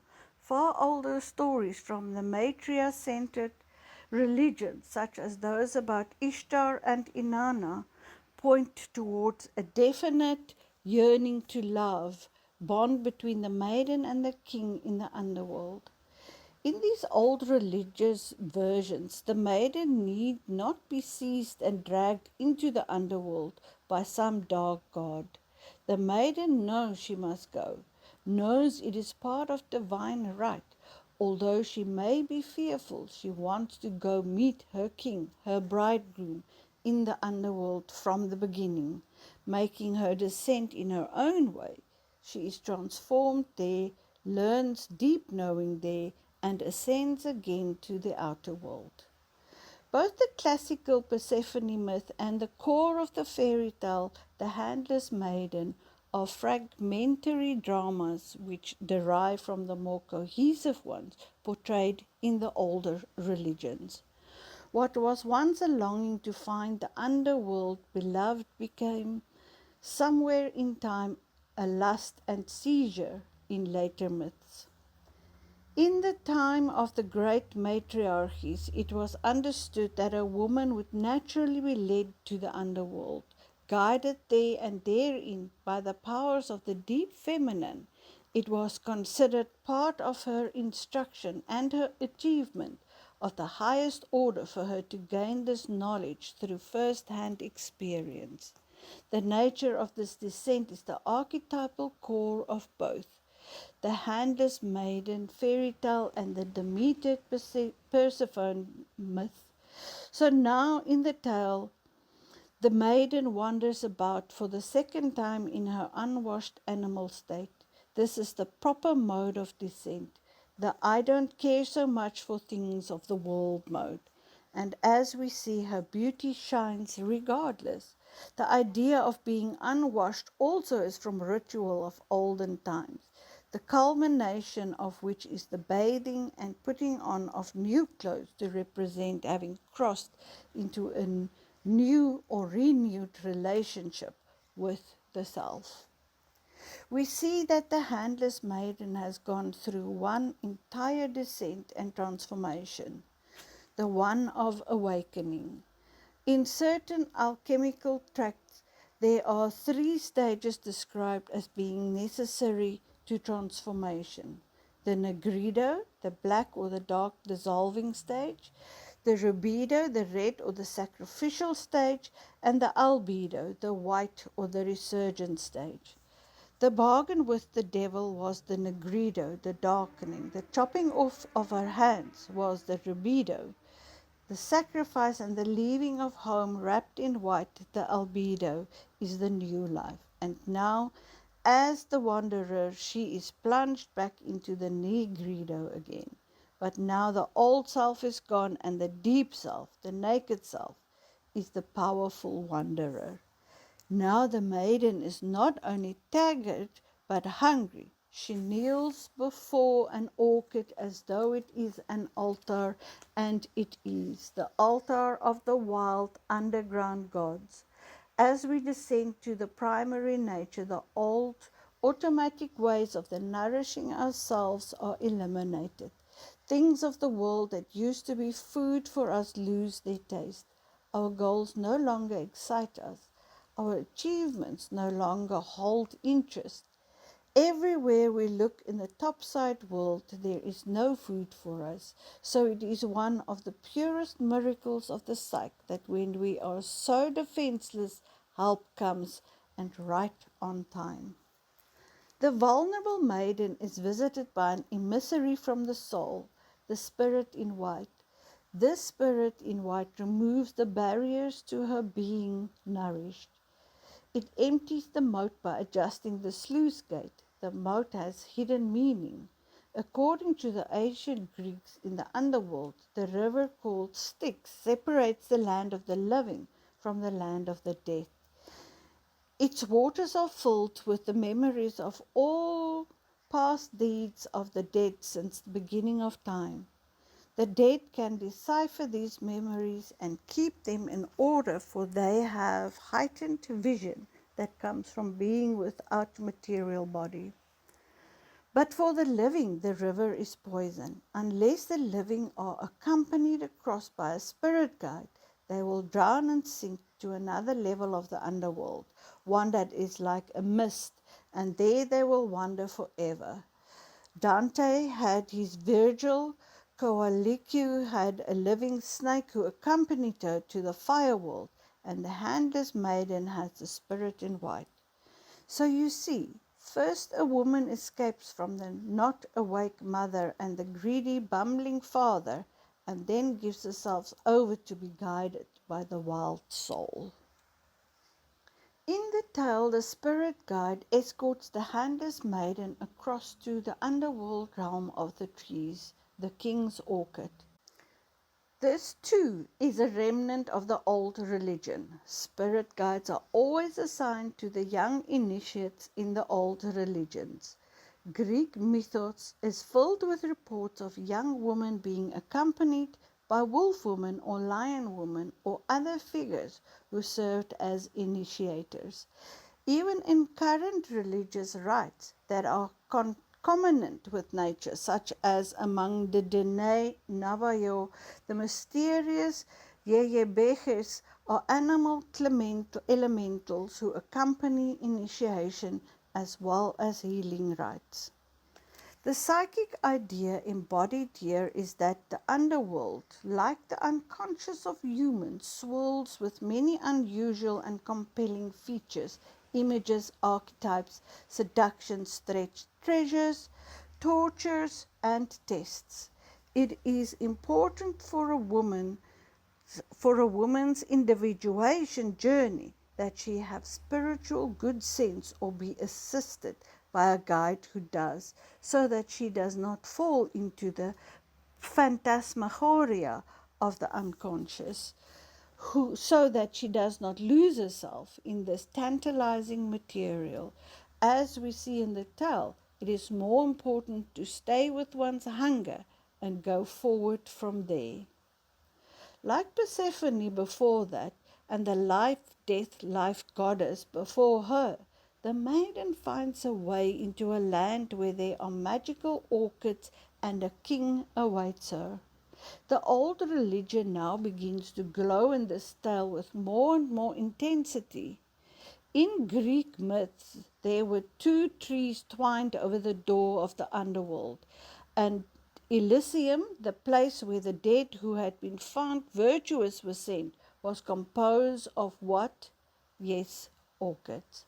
Elysium is described as a place of perpetual day, where souls may elect to be reborn on earth whenever they please. It is the doppelganger, the double of the topside world. Difficult things may occur here, but their meaning and the learning they provide are different from those in the topside world. In the topside world, all is interpreted in the light of simple gains and losses. In the underworld or other world, all is interpreted in light of the mysteries of true sight, right action, and the development of becoming a person of intense inner strength and knowing. In the tale, the action now centers on the fruit tree, which is in ancient times called the tree of life, tree of knowing, tree of life and death, or tree of knowledge. Unlike trees with needles or leaves, the fruit tree is a tree of bountiful food, and not just food, for a tree stores water in its fruit. Water, the primal fluid of growth and continuance, is soaked up by the roots, which feed the tree by capillary action, a network of billions of cell plexuses too small to see, and water arrives in the fruit and plumps it out for a beauteous thing. Because of this, the fruit is considered to be invested with soul, with a life force that develops from and contains some measure of water, air, earth, food, and seed, which on top of it all also tastes divine. Women who are fed by the fruit and water and seed of the work in the underground forests are plumbed out psychologically accordingly. Their psyches become gravid and carry on a continual ripening. Like a mother offering the babe her breast, the pear tree in the orchard bends down to give the maiden its fruit. This mother's juice is that of regeneration. Eating the pear nourishes the maiden, but a more poignant action is this. The unconscious, the fruit of it, bends to feed her. In this sense, the unconscious bestows a kiss of itself upon her lips. It gives her a taste of the self, the breath and the substance of her own wild God, a wild communion. The hailing of Mary by her kinswoman Elizabeth in the New Testament is probably a remnant of this ancient understanding amongst women. Blessed be the fruit of thy womb, she says. In the prior night religions, the woman, just having been initiated and pregnant with knowing, would be welcomed back into the world of the living with a lovely blessing from her kinswoman. The remarkable idiom of the story is that during the darkest times, the feminine unconscious, the uterine unconscious, nature feeds a woman's soul. Women describe that in the midst of their descent, they are in the darkest dark and are touched by the brush of a wingtip and feel lightened. They feel an inner nourishing taking place, a spring of blessed water bursting forth over parched ground from where they do not know. This spring does not solve suffering, but rather nourishes where nothing else is forthcoming. It is manna in the desert. It is water from stones. It is food out of thin air. It quells the hunger so we can go on. And that is the whole point, to go on toward our knowing destiny. The tale resurrects the memory of very old promise. The promise is that the descent will nourish even though it is dark, even though one feels one has lost one way. Even in the midst of not knowing, not seeing, wandering blind, there is a something, an inordinately present someone who keeps peace. We go left, it goes left. We go right, it follows close behind, bearing us up, making a way for us. Now we are in another Negredo of wandering and not knowing what will become of us. And yet in this very raggedy condition, we are brought to sup to the tree of life. To eat of the tree of life in the land of the dead is an ancient impregnation metaphor. In the land of the dead, it was believed a soul could invest itself in a fruit or any edible thing so that its future mother would eat it, and the soul hidden within the fruit would begin its regeneration in her flesh. So here at the almost midway point, through the substance of the pear, we are being given the body of the wild mother. We are creating that which we will ourselves become. The fourth stage, finding love in the underworld. The next morning the kings come to count the pears. One is missing and the gardener reveals what he has seen. Last night 2 spirits drained the moat, entered the garden at high noon, and one without hands ate the pear that offered itself to her. That night the king keeps watch with his gardener and with his magician who knows how to speak with the spirit. At midnight the maiden comes floating through the forest, her clothes dirty rags, her hair awry, her face streaked, her arms without hands, and with the spirit in white beside her. Again another tree gracefully bends itself to her reach, and she sups on the pear at its bough's end. The magician comes close, but not too close, and asks, "Are you of this world or not of this world?" The maiden answers, "I was once of the world, and yet I am not of this world."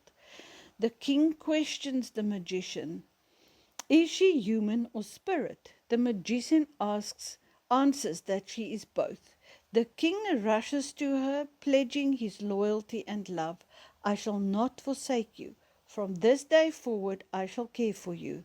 They marry, and he has made for her a pair of silver hands.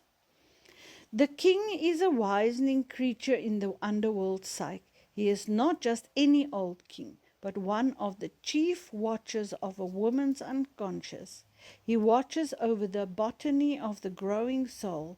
His and his mother's orchid is rich with the trees of life and death. He is of the family of the wild gods. Like the maiden, he is able to endure much, and like the maiden, he has another descent ahead of him. But more of that later. In a sense, one could say he is trailing the maiden. The psyche always shadows its own process. This is a most sacred premise. It means that if you are wandering, there is another, at least one, and often more, who is seasoned and experienced and who waits for you to knock at the door, rap on stone, or eat a pear, or just show up in order to announce your arrival in the underworld. This loving presence waits and watches for the wandering seeker. Women are well aware of this. They call it a little flicker or light of insight, a presentiment or a present. The gardener, the king, and the magician are three mature personifications of the archetypal masculine. They correspond to the sacred trinity of the feminine personified by the maiden, mother, and crone.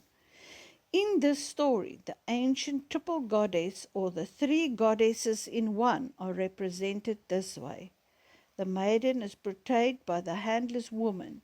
The mother and the crone are both portrayed by the king's mother, who enters the tale later. The twist in the tale that makes it modern is that the devil image portrays a figure that in ancient woman's initiation rites was normally portrayed by the crone in her dual nature as life bringer and life taker. In this tale, the devil is portrayed as the life taker only.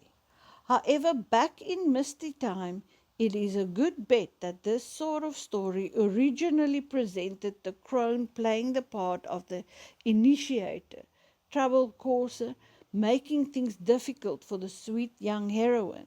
So embarkation from the land of the living to the land of the dead could not occur. Psychically, this is cohesive with concepts in Jungian psychology, theology, and the old night religions that the self, or in our parlance, the wild woman, seeds the psyche with perils and challenges in order that the human in despair drives herself back down into her original nature, looking for answers and strength, thereby reuniting with the great wild self and as much as possible thereafter moving as one. In one way, this distortion in the tale distorts our information about the ancient processes of a woman's return to the underworld. But actually, this replacement of devil for crone is strikingly relevant to us today. For in order to discover the ancient ways of the unconscious, we often find ourselves fighting off the devil in the form of cultural, familial, or intrapsychic injunctions that devalue the soul life of the wild feminine. In this sense, the tale works either way, both by leaving enough bones of the old ritual so we can reconstruct it, and by showing us how the natural predator tries to cut us away from our rightful powers, how it tries to take our soulful work from us. The major agents of transformation present in the orchid at this time are, in the approximate order of their appearance, the maiden's spirit in white, gardener, king, magician, mother, crone, and devil. Traditionally, they present the following intrapsychic forces. The maiden. As we have seen, the maiden represents the heartfelt and formerly sleepy psyche, but a warrior heroine lies beneath her soft exterior. She has the endurance of the lone wolf. She is able to bear the dirt, grime, betrayal, hurt, loneliness, and exile of the initiate. She is able to wander the underworld and return, enriched to the topside world, although she may not be able to articulate them when she first descends.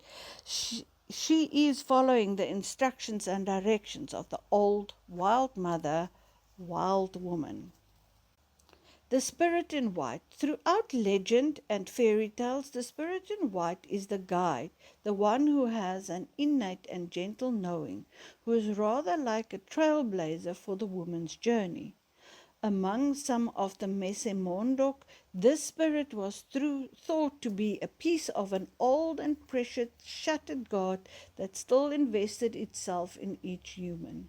By way of dress, the spirit in white is closely related to myriad life goddesses from various cultures who all dress in radiant white. La Llorona, Berchta, Hel, and so on. This implies that the spirit in white is a helper of the mother crone, who in archetypal psychologically is also a life goddess. The gardener. The gardener is a cultivator of soul, a regenerative keeper of seed, soil, and root. He is similar to the Hopi Kokopelli, who is a humpbacked spirit who comes to the villages each spring and fertilizes the crops as well as the woman. The gardener's function is regeneration.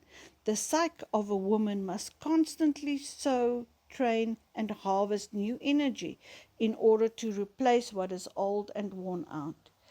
There is a natural entropy or wearing down and using up of psychic parts. This is good. This is how the psyche is supposed to work. But one must have energies in training ready to backfill. This is the role of the gardener in the psychic work. He keeps track of the need for change and replenishing. Intrapsychically, there is a constant living, constant death dealing, constant replacement of ideas, images, and energies. The king. The king represents a trove of knowledge in the underworld.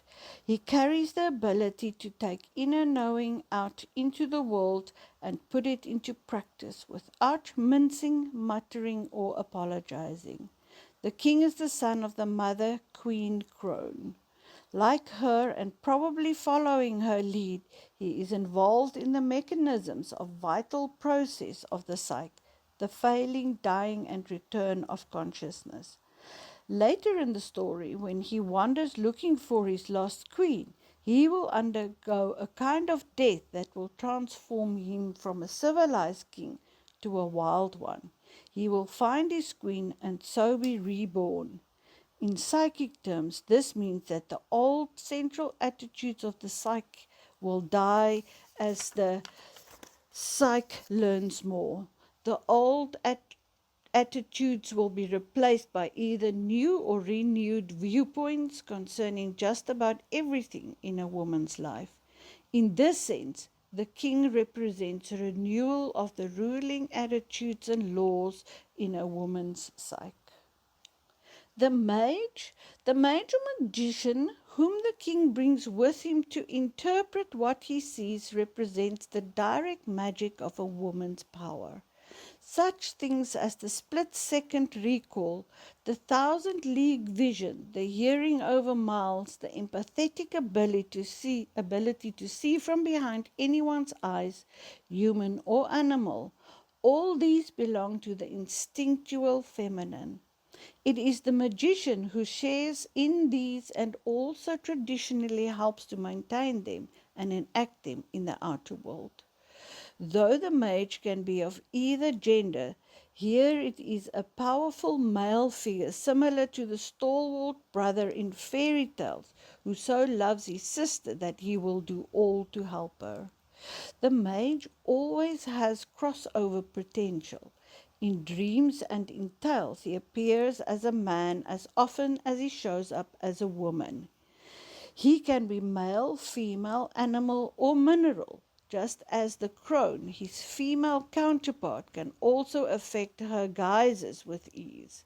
In conscious life, the mage assists a woman's ability to become whatever she wishes and to portray herself as she wishes at any given moment.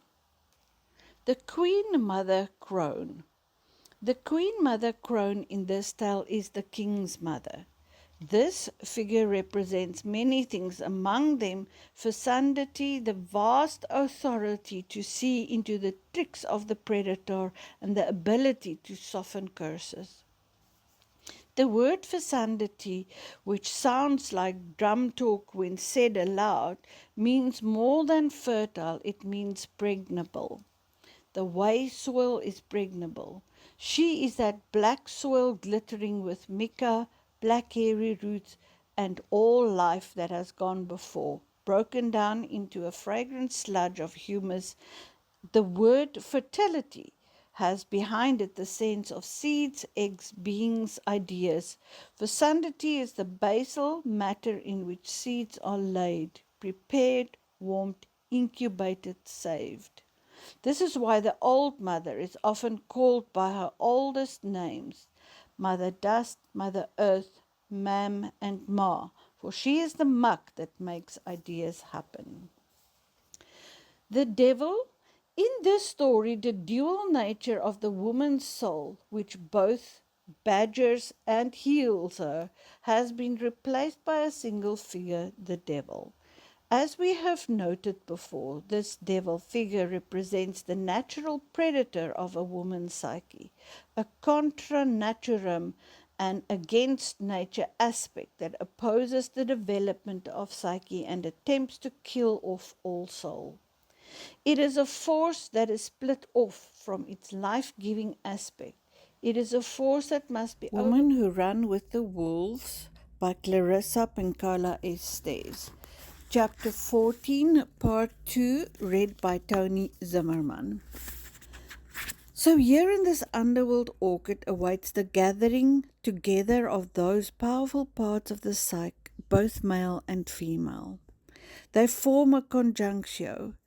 This word is from alchemy and means a higher transformative unit of unlike substances. When these opposites are rubbed together, they result in the activation of certain intrapsychic processes. They act like flint struck against a rock in order to make fire. It is, though, the conjunction and pressure of dissimilar elements inhabiting the same psychic space that soulful energy, insight, and knowing are made. The pressure of this sort of conjuncture we have in this story signals in an activation of a verdant life-death life cycle. When we see this rare and precious gathering, we know that a spiritual death will take place, that a spiritual marriage is imminent, also that a new life will be born. These factors predict what is to come. Conjunctio is not something one goes out and gets. It is something that occurs because hard work is being done. So here we are in our mud clothes, walking down a road we've never seen, and with the mark of the wild nature glowing through us more and more. It is fair to say that this conjunctio is insisting on a striking revision of the old you. If you are here in the orchid and there are these identifiable psychic aspects of you, there is no turning back. We are going forward. Now, what more about these pairs? They are there for those who hunger on their long underworld journey. Several fruits are used traditionally to represent the female womb, most often pears, applies, figs and peaches, although generally any objects that have outer and inner forms and in their center a seed that can grow into a living thing. Eggs, for instance, can connote this life within life quality of the feminine. Here, pears archetypally represent a burst of new life, a seed of new selfhood. In much of myth and fairy tale, the fruit trees are under the dominion of the Great Mother. The old wild mother and the king and his men are her stewards. The pears in the orchid are numbered, for in the transformative process all things are attended to. It is not a haphazard design. All is recorded and tallied. The old wild mother knows how much she has of these transformative substances. The king comes to count the pears, not in jealous ownership, but to discover if anyone new has arrived in the underworld to begin a new initiation. The soul world always awaits the novice and the wanderer. The pear bending to feed the maiden is like a bell pealing throughout the underworld orchid, calling forth the sources and forces. The king, the mage, the gardener, and presently the old mother, all of these rush forward to greet, sustain, and assist the novateur. Holy figures throughout the ages assure and reassure us that on the transformative open road there is already a place set for us. And this place, by scent, by intuition, we are dragged or spirited by destiny. We all arrive in the king's orchid eventually. It is only right and proper. In this episode, the three masculine attributes of a woman's psyche, the gardener, king, and magician, are the watchers, questioners, and helpers in the underworld journey, when nothing is as it seems. As the kingly aspect of a woman's underground psyche learns that there has been a change in the order of the orchid, he comes with the mage of the psyche, who can understand matters of the human and spirit worlds, who delves into the distinctions between the psychic, this and that, and the unconscious. And so they watch as the spirit again drains the moat. As we mentioned before, this moat carries a symbolic meaning similar to that of the Styx, which was a poisonous river on which the souls of the dead were ferried from the land of the living to the land of the dead. It was not poisonous to the dead, but only to the living. Beware then the sensation of repose and accomplishment that can seduce humans into feeling that a spiritual deed or completion of a spiritual cycle is a point where one may stop and rest on her laurels forevermore. The moat is a resting place for the dead, a completion at the end of life.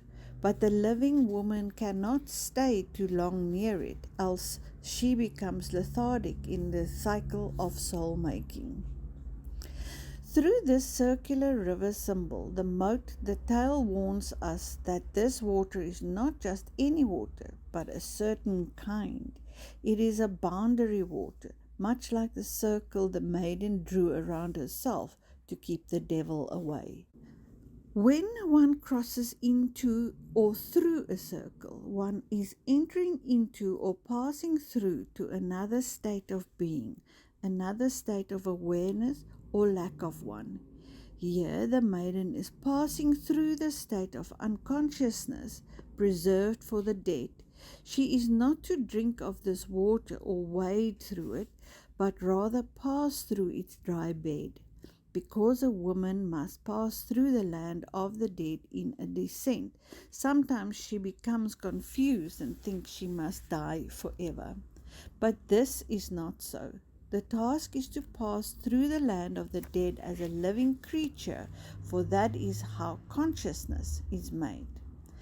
So this moat is a very important symbol, and the fact that the spirit in the tale drains it helps us to understand what we must do on our own journey. We must not lie down and go to happy sleep over what has been thus far attained in our work. Neither should we jump into the river in a crazy attempt to hasten the process. There is death with a lowercase d, and there is death with a capital D. The one the psyche seeks in the process of life cycles is la muerte por un instante, death for now, not la muerte eterna, death for a long time. The magician comes close, but not too close. To the spirit and the young woman, he asks, "Are you in this world or not of this world?" And the maiden, dressed in the unkempt and wild attire of a creatura, stripped of ego and accompanied by the glowing white body of a spirit, tells the maid she is in the land of the dead, even though she is one of the living. "I was once of the world, and yet I am not of this world." When the king asks the magician, "Is she human or spirit?" the magician answers that she is both human and spirit. The maiden's cryptic reply acknowledges that she belongs to the land of the living and yet is stepping to the life-death-like cadence, and that because of this she is a human being in descent as well as a shade of her former self. She may live in the topside world days, but the work of the transformation occurs in the underworld, and she is able to live in both, like La Quesabe, she who knows. All this is in order to learn her way, in order to clear her way to the true and wild self. To delve the meaning of the Handlers Maiden material, here are a few questions to help women begin to clarify their journeys in the underworld. The questions are phrased so they can be answered both individually and collectively.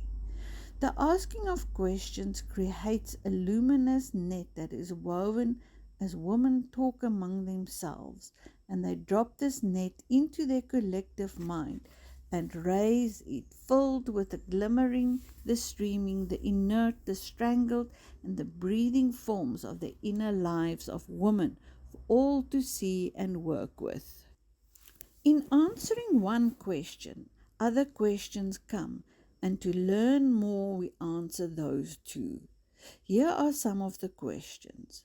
How does one live in the topside world and the underworld at the same time and on a day-to-day basis? What does one have to do to come down into the underworld on one's own? What circumstances in life help women with the descent? Do we have a choice about going or staying? What spontaneous help have you received from the instinctive nature during such a time?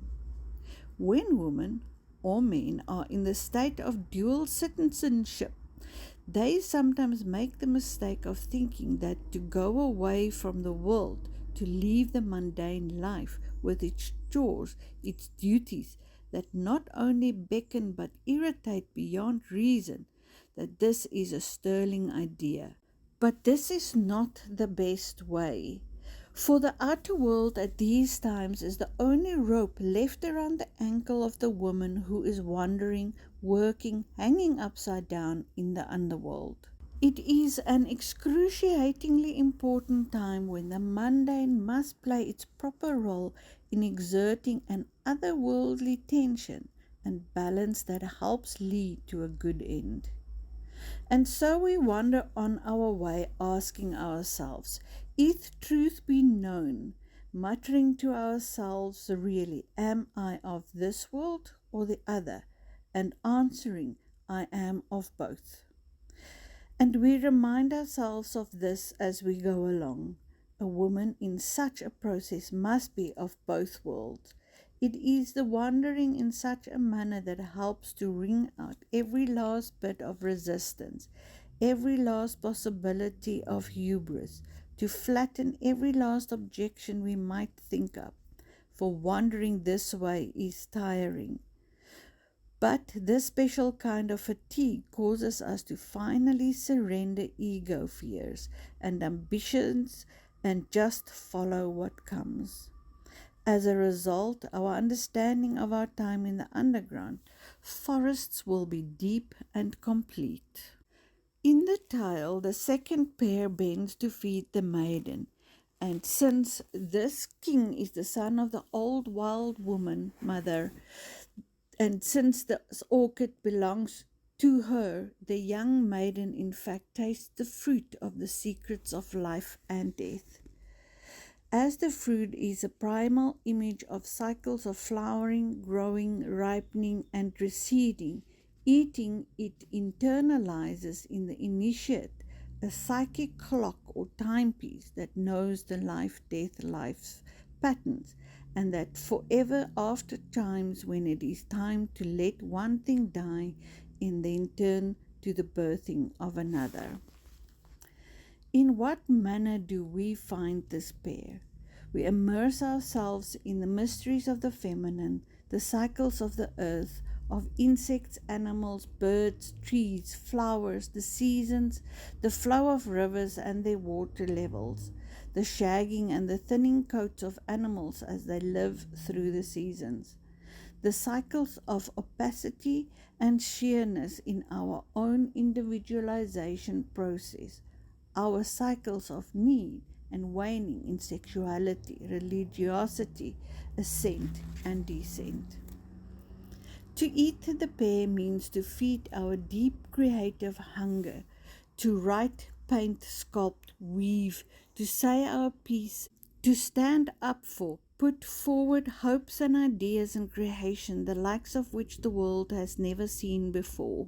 It is immensely nourishing to reintegrate into our modern lives whichever ancient feminine patterns and principles of innate sensibility and cycles that enrich our lives now. This is the true nature of the psychic tree. It grows, it gives, it is used up. It leaves its seed for new. It loves us. Such is the life mystery. It is a pattern, an ancient one from before water, before light, and unwavering one.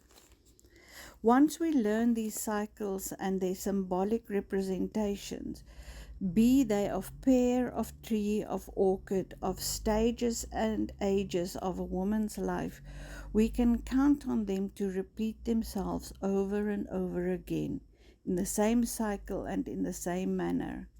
The pattern is this: in all dying there is uselessness that becomes useful as we pick our way through it all. What knowing we will come to reveals itself as we go along. In all living kind, loss brings a full gain. Our work is to interpret this life-death life cycle, to live it as gracefully as we know how, to howl like a mad dog when we cannot, and to go on, for ahead lies the loving underworld family of the psyche that will embrace and assist us. The king helps the maiden live more ably in the underworld of her work. And this is good, for sometimes in the descent a woman feels less like an acolyte and more like a poor monster who is accidentally strayed from the mad doctor's laboratory. From their vantage point, however, the underworld figures see us as a blessed life in struggle. By underworld sights, we are a strong flame beating against a dark glass in order to break it and be freed. And all the helping forces there in the lower home rush to support us. In olden times, stories of woman's descent to the underworld reveal that such was embarked upon in order to marry the king. In some rites there seemed to be no king, and the acolyte probably married whatever image of the wild woman of the underworld existed. And here in the tale we see a remnant of this when the king takes one look at the maiden and immediately, without faint heart or doubt, loves her as his own.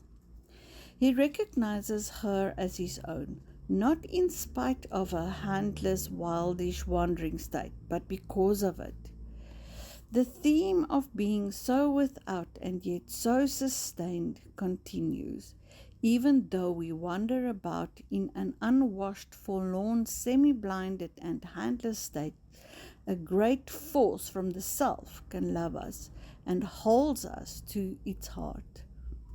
Women in this state often feel a great excitement, the kind a woman feels when she has met a mate who isn't so much of what she has dreamed of. It is an odd time, a paradoxical time, for we are above ground and yet below ground. We are wandering, yet we are loved. We are not rich, yet we are fed. In Jungian terms, this state is called the tension of the opposites, wherein something from each pole of the psyche is constellated at one time, creating new ground.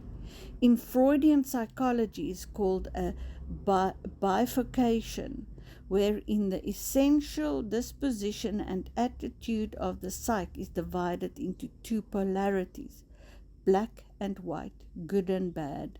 Among storytellers from my culture, this state is called Nacho dos Vezes, being twice born. It is the time where a second birth occurs through a magical source, and whereafter the soul now lays claim to two bloodlines, one from the physical world and one from the world unseen. The king says he will protect her and love her. Now the Psyche is more conscious. There will be a marriage, a very interesting one, between the living king of the land and the dead and the handless woman from the land of the living. A marriage between such disparate parties would taste the most magnificent love between two people, would it not? Yet this marriage is related to all those picaresque marriages in fairy tales where two energetic but dissimilar lives are joined. The cinder girl and the prince, the woman and the bear, the young girl and the moon, the seal maiden and the fisherman, the desert maiden and the coyote. The soul takes on the knowing of each entity. This is what it means by being twice born. In fairy tale marriages, as in those in the topside world, the great love and union between dissimilar entities may last forever or only until the lesson has been completed. In alchemy, the marriage of opposites means that a death and a birth will soon take place, and we shall see these next in this tale. The king orders for the maiden a pair of spirit hands, which will act in her behalf in the underworld. It is in this phase that a woman becomes adroit in the journey. Her submission to it is complete. She has gotten her footing, as they say, and also her handing. To have one's handing in the underworld proceeds from learning to summon, direct, comfort, and appeal to the powers of that world, but also to ward off its unwelcome aspect, such as sleepiness and so forth. In the symbol of the hand in the topside world carries a sensory radar with regard to others. The symbolic hand of the underworld can see in the dark and across time. The idea of replacing lost parts with limbs of silver, gold or wood has a long history through the ages. In fairy tales from Europe and the circumpolar regions, silver work is the art of the homunculi, the hobs, duergar, kobold, gremlins and elves, which translated into psychological terms are those elemental aspects of spirit that live deep in the psyche and mine it for precious ideas. These creatures are little psychopomps, that is, messengers who travel between the soul force and human beings. Since time out of mind, the things fashioned of precious metals are associated with these industrious, often rather grumpy ferreters. It is another example of the psyche at work in our behalf, even though we are not present in all workplaces at all times. As in all things of the spirit, the silver hands carry both history and mystery. There are many myths and tales delineating where magical prostheses originated, who formed them, who cast them, carried them, poured them, cooled them, polished and fit them. Among the classical Greeks, silver is one of the precious metals of Hephaestus' forge. Like the maiden, the god Hephaestus was maimed in a drama concerning his parents. It is likely that Hephaestus and the king in the tale are interchangeable figures. Hephaestus and the maiden with silver hands are archetypally brother and sister. They both have parents who are unaware of their value. When Hephaestus was born, his father Zeus demanded he be given away, and his mother Hera complied, at least till the child was grown. Then she restored Hephaestus to Olympus. He had become a goldsmith and a silversmith of astonishing abilities. An argument ensued between Zeus and Hera, as Zeus was a jealous god. Hephaestus took his mother's side in the disagreement, and Zeus threw the young man down the foothills, shattering his leg. Hephaestus, now crippled, refused to give up and die. He fired his forge with the hottest fire he'd ever built, and there formed for himself a pair of legs made of silver and gold from the knees down. He went on to make all manner of magical things and became a god of love and mystical restoration. He can be said to be the patron of those things and humans that are dismembered, split, sundered, cracked, chipped, and distorted. He has a special love for those who are born crippled and for those whose hearts or dreams are broken. To all of these he applies remedies that he fashions at his wondrous metal forge, piecing a heart back together with veins of finest goldwork, making a crippled limb strong via gold and silver overlay, and investing it with magical function that compensates for the injury. It is not by accident that the one-eyed, the lame, those with withered limbs or other physical differences have, through time, been sought out as possessing a special knowing. Their injury or differences forces them early on into parts of the psyche normally reserved for the very, very old. And they are watched over by this loving artisan of the psyche, Hephaestus. At one point he made 12 maidens whose limbs were of silver and gold, and who walked and talked and spoke. Legend says he fell in love with one and petitioned the gods to make her human, but that is another story in and of itself. To be given silver hands is to be invested with the skills of spirit hands, the healing touch, the ability to see in the dark, the ability to have powerful knowing through physical sensing. They carry an entire psychic medica with which to nurture, remedy, and support. At this stage, the maiden is invested with the touch of the wounded healer. These psychic hands will cause her to better grasp the mysteries of the underworld, but they will also be retained as gifts once she completes her work and ascends again. It is typical of this portion of the descent that uncanny, odd, and healing acts occur that come from outside the will of the ego, and that are the result of being given spirit hands, that is, a mystical healing vigor. In olden times, these mystical abilities belonged to the old women of the villages, but they did not gain them at the first grey hair. They were accumulated over the hard and long years of this work of endurance, and that is what we too are about. The hands of silver, you might say, represent the maiden's coronation into yet another role. She is thus crowned not with a crown upon her head, but with silver hands at the end of her arms. This is her coronation as queen of the underworld. To apply just a little more paleomythology at this point, let us consider that in Greek mythology, Persephone was not only a mother's daughter, but also the queen of the land of the dead. In lesser-known stories about her, she endures various torments, such as hanging for 3 days upon the world tree in order to redeem the souls who have not enough suffering of their own to deepen their spirits. This female Christa is echoed in the Handlers Maiden.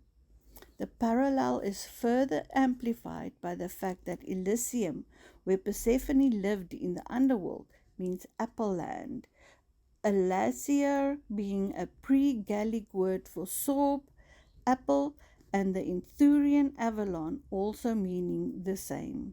The Handlers Maiden is directly associated with the blossoming apple tree. This is an ancient cryptology. When we learn to read it, we see that Persephone of the Apple Land, the Handlers Maiden, and the flowering apple tree are the same sojourner to the wildlands. In all these, we see that fairy tales and mythos have left us a clear map of the knowings and the practices of the past, and the way for us to proceed in the present. Now here at the end of the fourth labor of the Handlers Maiden, we could say the maiden's work in the descent is complete, for she is made the queen of life and death. She is the lunar woman who knows what passes in the night. Even the sun itself must roll past her underground in order to renew itself for day. But this is still not the resolution. We are only at the midpoint of transformation, a place of being held in love, yet poised to make a slow dive into another abyss, and so we continue. The fifth stage, the harrowing of the soul. The king goes off to war in a faraway kingdom, asking his mother to care for his young queen and requesting that a message be sent to him if his wife has a child. The young queen gives birth to a happy babe and the joyous message is sent. But the messenger falls asleep at the river and the devil steps out and changes the message to say the queen has given birth to a child who is half dog. The king is horrified, yet sends back a message saying to love the queen and care for her in this terrible time. The messenger again falls asleep at the river, and the devil again steps out and changes the message to kill the queen and her child. The old mother, shaken by this request, sends a messenger to confirm, and back and forth the messengers run, falling asleep at the river each time. The devil's changed messages became increasingly vicious, the last being, keep the tongue and eyes of the queen to prove she has been killed. The king's mother refuses to kill the sweet young queen. Instead, she sacrifices a doe, keeping its tongue and eyes and hiding them away. She helps the young queen bind her infant to her breast, and veiling her, she says she must run for her life. The women weep and kiss each other goodbye. Like Bluebeard, Jason of Gold Fleece fame, the Hidalgo in La Llorona, and other fairy tale and mythological husbands, lovers, the king marries and is then called away. Why are these mytho husbands always trotting off so soon after the wedding night? The reason is different in each tale, but the essential psychic fact is the same. The kingly energy of the psyche falls back and recedes so that the next step in the woman's process can occur, the testing of her newly found psychic stance. In the king's case, he has not abandoned her, for his mother watches over her in his absence. The next step is the formation of the maiden's relationship to the old wild mother and to birthing. There is testing of the love bond between the maiden and the king, and the maiden and the old mother. One has to do with love between opposites, the other has to do with love of the deep female self.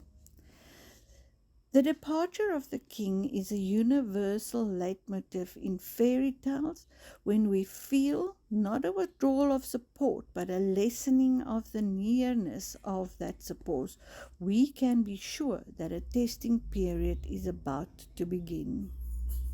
We will be required to nourish ourselves on soul memory alone till the loved one returns.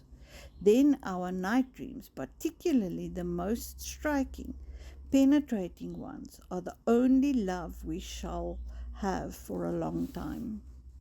Here are some of the dreams women have said sustained them mightily during the next phase. One gentle and spirited mid-aged woman dreamed that she saw in the loam of the earth a pair of lips, and that she lay upon the ground, and those lips whispered to her, and then unexpectedly they kissed her on the cheek. Another very hard-working woman dreamed a deceptively simple dream, that she slept one entire night in perfect sleep.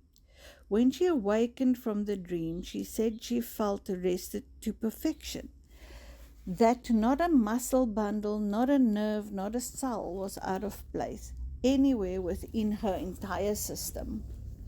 Yet another woman dreamed that she had open heart surgery and that the operating room had no roof, so that the overhead operating light was the sun itself. She could feel the light from the sun touch her exposed heart.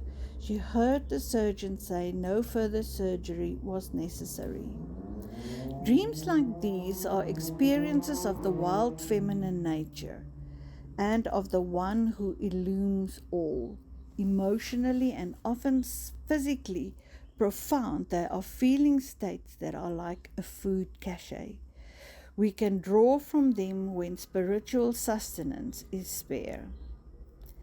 As the king trots off on some adventure, his psychic contribution to the descent is held in place by love and memory. The maiden understands that the kingly principle of the underworld is committed to her and will not forsake her, as he promised before they married. Often at this time a woman is full of herself. She is pregnant, meaning filled with a nascent idea about what her life can become if she will only pursue her work. It is a magical and frustrating time, as we shall see, for this is a cycle of discern, so there is yet another around the bend. It is because of the burst of new life that a woman's life seems again to stumble too near the edge and jumps right into the abyss again. But this time the love of the inner masculine and the old wild self will sustain her as never before. The union of the king and the queen of the underworld produces a child. A child made in the underworld is a magic child who has all the potential associated with the underworld, such as acute hearing and innate sensing. But here it is in its enlarged or that which shall become stage. It is at this time that women on the journey have startling ideas, some might call them grandiose, that are the result of having new and youthful eyes and expectations. Among the very young, this may be as straightforward as finding new interests and new friends. For older women, it can mean an entire tragic comedic epiphany of divorce, reconstitution, and a customized happily ever after. The spirit baby sets sedentary women off climbing the Alps at age 45. The spirit baby causes a woman to throw over her life of floor wax fixation and sign up for university instead. It is the spirit babe that causes women who are diddling around doing the safe thing to take to the open road bent under the tinker's pack. To give birth is the psychic equivalent of becoming oneself meaning an undivided psyche. Before this birth of new life in the underworld, a woman is likely to think all parts and personalities within her are rather like a hodgepodge of vagrants who wander in and out of her life. In the underworld birth, a woman learns that anything that brushes by her is part of her. Sometimes this differentiation of all the aspects of psyche is hard to do, especially with the tendencies and urges we find repulsive. The challenge of loving unappealing aspects of ourselves is as much of an endeavor as any heroine has ever undertaken. Sometimes we are afraid that to identify more than oneself within the psyche might mean that we are psychotic. While it is true that people with a psychotic disorder also experiences many selves, identifying with or against them quite vividly, a person with no psychotic disorder holds all the inner selves in an ordinary and rational manner. They are put to good use. The person grows and thrives. For the majority of women, mothering and raising the internal self is creative work, a way of knowledge, not a season for becoming unnerved. So the Handlers Maiden is waiting to have a child, a new little wild self. The body is in pregnancy, does what it wants and knows to do. The new life latches on, divides, swells. A woman at this stage of the psychic process may enter another enantiodromia, the psychic state in which all that was once held valuable is now not so valuable anymore, and further may be replaced by new and extreme cravings for odd and unusual sights, experience, and endeavors. For instance, for some women to be married was once the end-all and be-all, but in an enantiodromia they want to be cut loose. Marriage is bad, marriage is blah, marriage is unecstatic shit. Exchange the word marriage for the words lover, job, body, art, life, and choices, and you see the exact mindset of this time. And then there are the cravings. Oh la, a woman might crave to be near water, or be belly down, her face in the earth, smelling that wild smell. She might have to drive into the wind. She may have to plant something, weed something, pull things out of the ground or put them into the ground. She may have to knead and bake, wrapped in dough up to her elbows. She may have to track into the hills, leaping from rock to rock, trying out her voice against the mountain. She may need hours of starry nights where the stars are like face powder split on a black marble floor. She may feel she will die if she does not dance naked in a thunderstorm, sit in perfect silence, return home ink-stained, paint-stained, tear-stained, moon-stained. A new self is on the way. Our inner lives as we have known them are about to change. While this does not mean we should throw away the decent and especially the supportive aspect of our lives in some kind of demented house cleaning, it does mean that in the descent, the topside world and ideals pale, and for a time we shall be restless and unsatisfied. For the satisfaction, the fulfillment is in the process of being born in the inner reality. What it is we are hungering for can never be fulfilled by a mate, a job, money, a new this or that. What we hunger for is of the other world, the world that sustains our lives as women. And this child self we are awaiting is brought forth by just this means, by waiting. As time passes in our lives and our work in the underworld, the child develops and will be born. In most cases, a woman's night dreams will presage the birth. Women literally dream of a new baby, a new home, a new life. Now the king's mother and the young queen stay with each other. The king's mother is, guess who?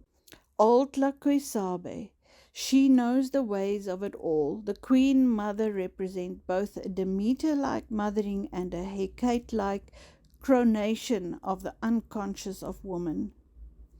This womanly alchemy of maiden, mother, and la curandera, healer, crone, is echoed in the relationship between the Handlers Maiden and the king's mother.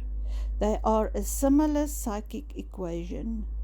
Though in this tale the king's mother is a little sketchy, like the maiden at the beginning of the tale with her right of the white gown and a chalk circle, the old mother knows her ancient rites also, as we shall see.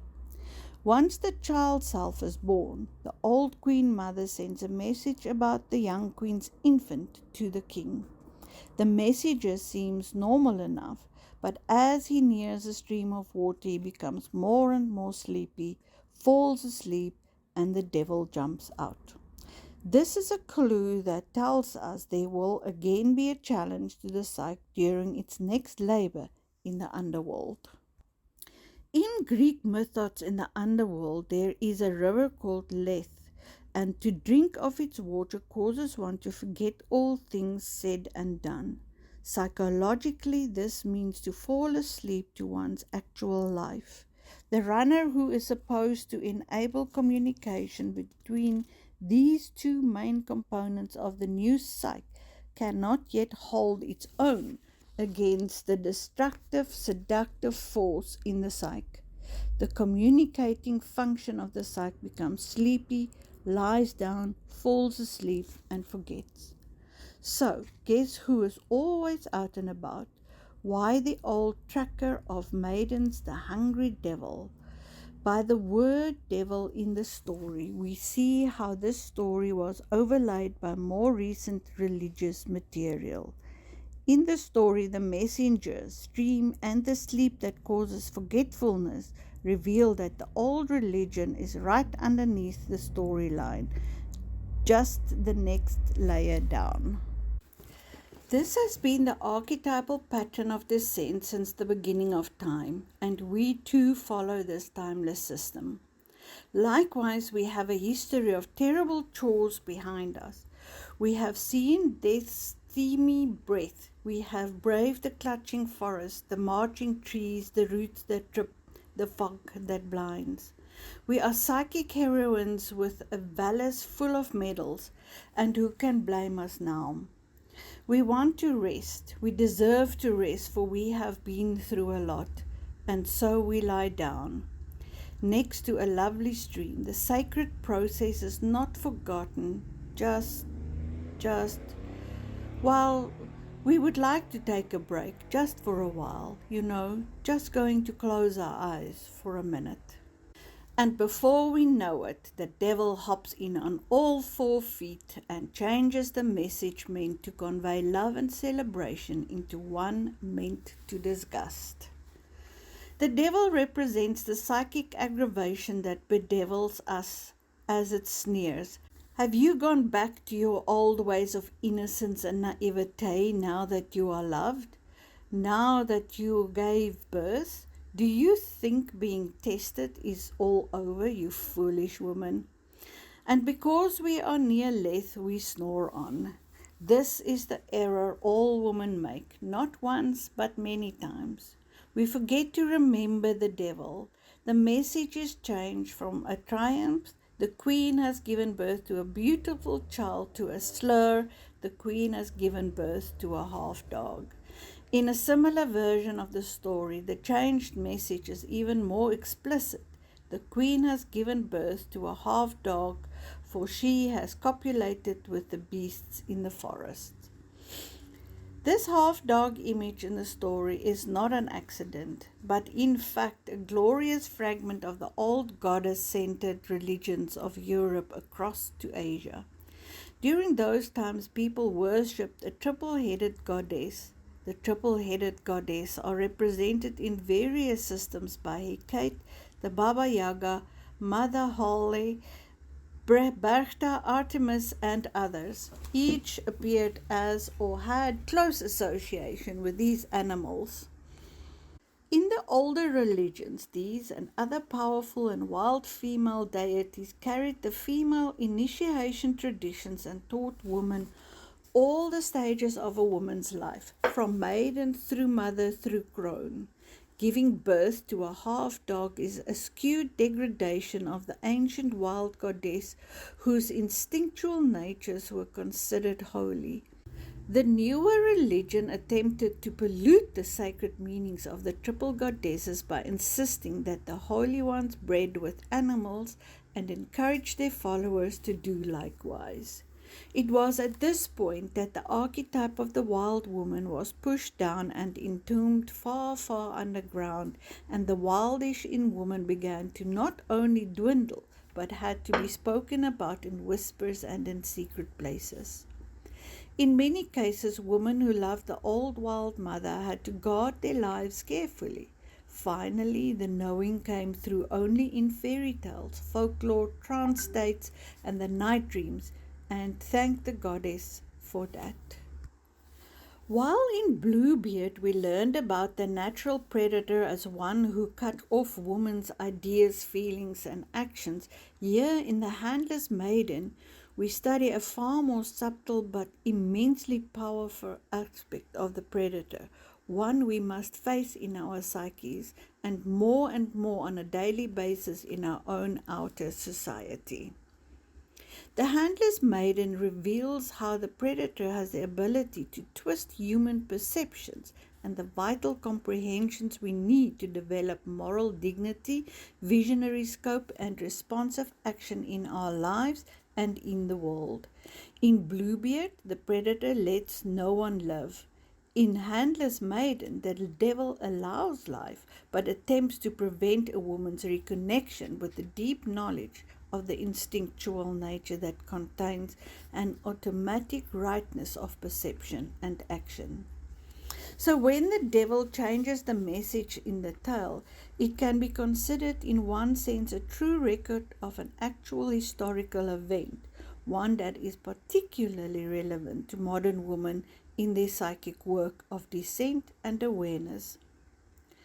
Remarkably, many aspects of culture, meaning the collective and dominant belief system of a group of persons living close enough to influence one another, still act as the devil regarding women's inner work, personal lives, and psychic processes. By carving away this and blotting out that and severing a root here and sealing up an opening there, the devil in the culture and the intrapsychic predator cause generations of women to feel fearful, yet wander about with not the simplest clues about the causes or about their own loss of the wild nature, which could reveal all to them.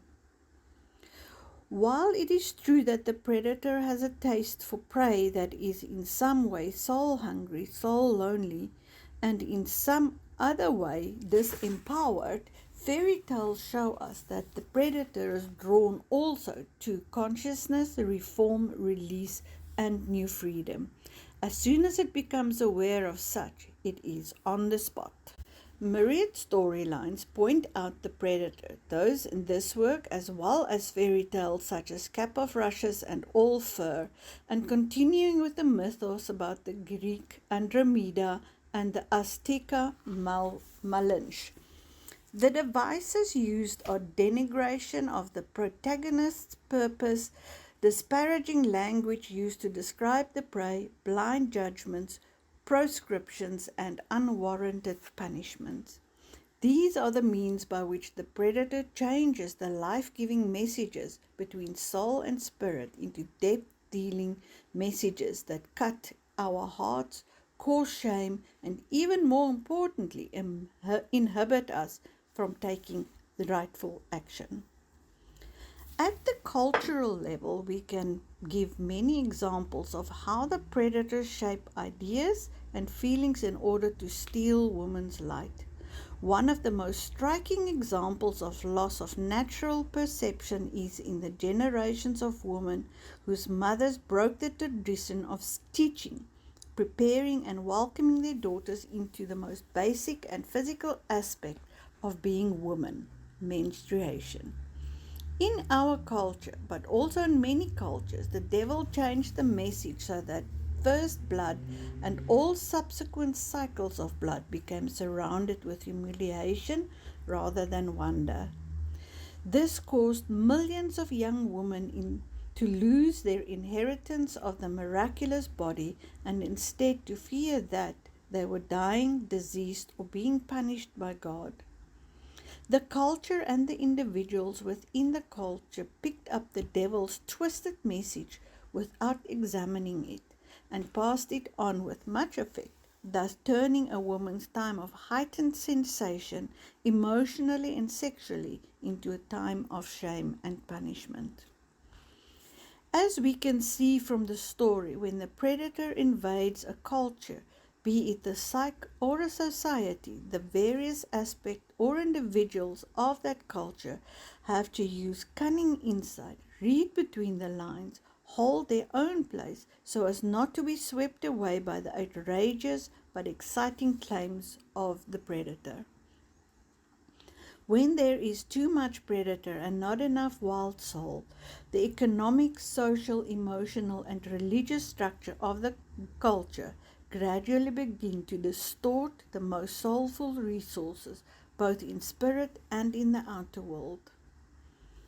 Natural cycles are starved into unnatural shapes, lacerated with unwise uses or else put to death. The value of what is wild and visionary is denigrated, and dark speculations are made about how dangerous the instinctual nature really is.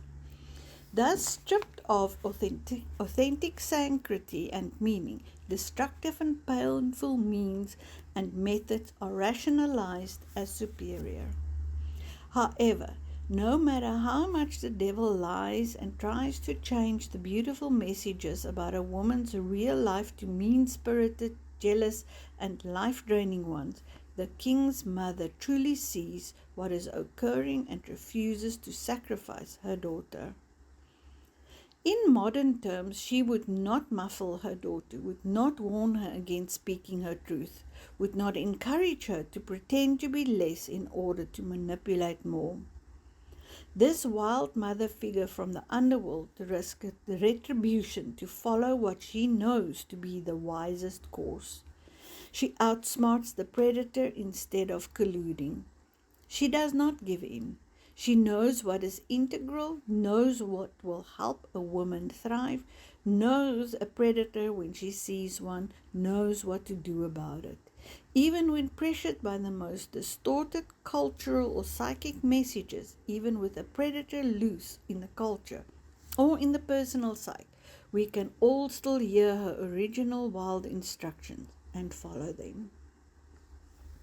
This is what women learn when they dig down to the wild and instinctive nature, when they do the work of deep initiation and development of consciousness. They take on a massive enabling through the development of uninterrupted sight, hearing, being, and doing. Women learn to look for the predator instead of trying to shoo it away, ignore it, or to be nice to it. They learn the tricks, disguises, and the ways the predator thinks. They learn to read between the lines in messages, injunctions, expectations, or customs that have been perverted from the truthful into the manipulative. Then, whether the predator is emanating from within one's own psychic milieu or from the culture outside oneself, or both, we are shrewd and able to meet it head on and do what needs to be done. The devil in the tales symbolizes anything that corrupts understanding of the deep feminine process. You know it does not take a Torquemada to hound the souls of women. They can be also hounded simply by the good will of new but unnatural ways, which when taken too far rob a woman of her nourishing, wildish nature and her ability to make soul. A woman need not live as though she was born in 1000 BC.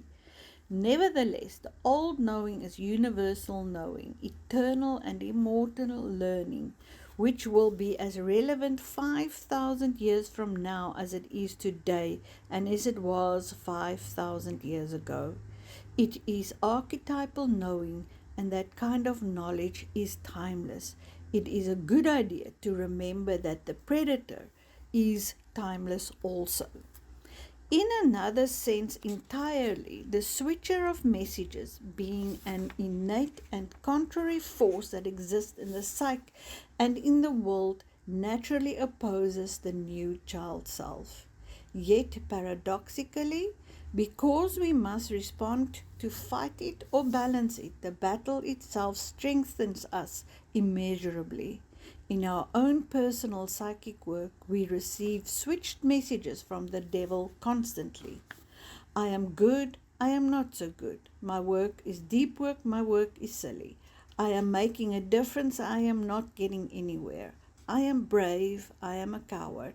I am knowing I ought to be ashamed of myself. These are confusing, to say the least. So the king's mother sacrifices a doe instead of the young queen. In the psyche, as in the culture at large, there is an old psychic quirk. Not only when people are hungry and deprived does the devil show up, but also sometimes where there has been an event of great beauty, in this case the birth of the beautiful new baby.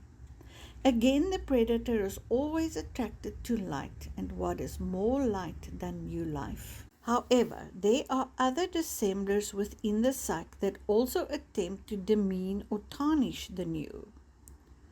In woman's process of learning the underworld, it is a psychic fact that when one has given birth to a beautiful thing, something mean will also arise, even if only momentarily, something that is jealous, lacks understanding, or shows disdain.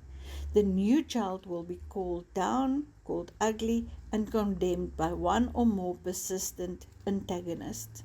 The birth of the new causes complexes, both negative mother and negative father and other negating creatures to rise from the psychic landfill and attempt, at the very least, to sharply criticize the new order, and at the very most to attempt to dispirit the woman and her new offspring, idea, life, or dream. This is the same scenario of the ancient fathers, Kronos and Uranus and Zeus as well, who always attempted to eat or banish their offspring out of some dark fear that the children would gain succession over them. In Jungian terms, the destructive force would be called a complex and organized set of feelings and ideas in the psyche that is unconscious to the ego and therefore more or less can have its way with us. In the psychoanalytic milieu, the antidote is consciousness of one's foibles and gifts so that the complex is unable to act on its own. In Freudian terms, the destructive force would be said to emanate from the id, a dark, indefinite but infinite psychic land where scattered like wreckage and made blind from lack of light live all forgotten, repressed and repulsive ideas, urges, wishes and actions. In this psychoanalytic milieu, resolution is brought about by remembering base thoughts and urges, bringing them to consciousness, describing, naming, and cataloguing them in order to leech their potency. According to some stories from Iceland, this magical destructive force in the psyche is sometimes Brak, the Iceman. There is an ancient story in which the perfect murder is committed. Brak, the Iceman, kills a human woman who will not return his affections. He kills her with an icicle shaped like a dagger. The icicle, as well as the man, melts away in the next day's sun, and there is no weapon left to indict the killer, and there is nothing left of the killer either. The dark Iceman figure from the world of mythos has the same uncanny appearance, disappearance, mystique as complexes in the human psyche, as well as the same modus operandi as the devil in this tale of the Handlers Maiden. That is why the devil's appearance is so disorienting to the initiate. Like the Iceman, he comes out of nowhere, does his killing work, then disappears, dissolves into nowhere, leaving no trail. This story, however, leaves us an excellent clue. If you feel you have lost your mission, your oomph, if you feel confused, slightly off, then look for the devil. The ambusher of the soul within your own psyche. If you cannot see, hear, catch it in the act, assume it is at work, and above all, stay awake no matter how tired you become, no matter how sleepy, no matter how much you want to shut your eyes to your true work. In reality, when a woman has a devil complex, it occurs exactly like this. She is walking along, doing well, minding her own business, and all of a sudden, boom, the devil jumps out, and all her good work loses energy, begins to limp, coughs some more, and finally falls over. What we might call the demon complex uses the voice of the ego, attacks one's creativity, one's ideas and dreams. In the tale, it appears as a ridicule or cheapening of a woman's experience of the world and the underworld, trying to split apart the natural conjuncture of the rational and the mysterious. The devil lies and says a woman's time in the underworld has produced a brute, when in fact it has produced a beautiful child. When various saints wrote that they wrestled to keep faith with their chosen God, that they were all night assailed by the devil, who burnt their ears with words meant to weaken their resolve, shook their eyeballs loose with horrible apparitions, and in general dragged their souls over broken glass, they were speaking of this very phenomenon, the devil jumping out.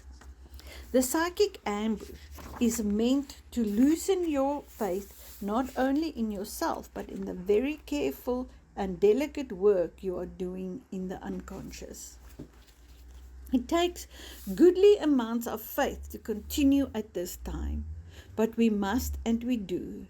The king, the queen, and the king's mother, all elements of the psyche are pulling in one direction, in our direction, and so must we preserve with them.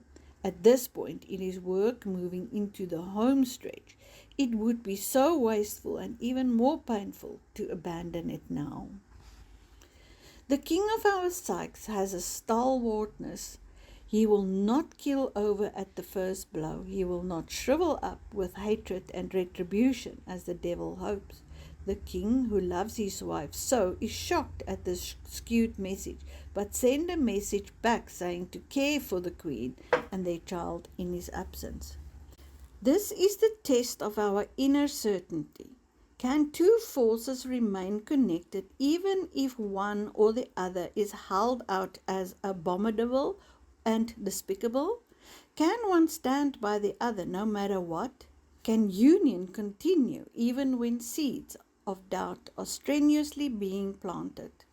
Thus far the answer is yes. The test of whether there can be a marriage of enduring love between the wild underworld and the earthly psyche is being met, and impressively. On the way back to the castle, the messenger again falls asleep at the river, and the devil changes the message to kill the queen. Here the predator is hoping the psyche will become polarized and kill itself off, rejection one entire aspect of itself, that crucial one, the newly awakened one, the knowing woman. The king's mother is horrified at this message, and she and the king correspond back and forth many times, each trying to clarify the other's messages, until finally the devil changes the king's message to read, "Kill the queen and cut out her eyes and tongue for proof." Here we already have a maiden without worldly grasp, without hands, for the devil ordered these cut off. Now he demands further amputations. He wants her now also without true speaking and without sight as well. This is quite a devil, and yet what he requires gives us tremendous pause. For what he wants to see take place are the very behaviors that have burdened women since time immemorial. He wants the maiden to obey these tenets. Don't see life as it is. Don't understand the life and death cycles. Don't pursue your yearnings. Don't speak of all these wildish things. The old wild mother, personified by the king's mother, is angry about the devil's command and says, "This is too much to ask." She just simply refuses. In woman's work, the psychic says, "This is too much, this I cannot, will not tolerate." And the psyche begins, as a result of its spiritual experience in this initiation of endurance, to act more shrewdly.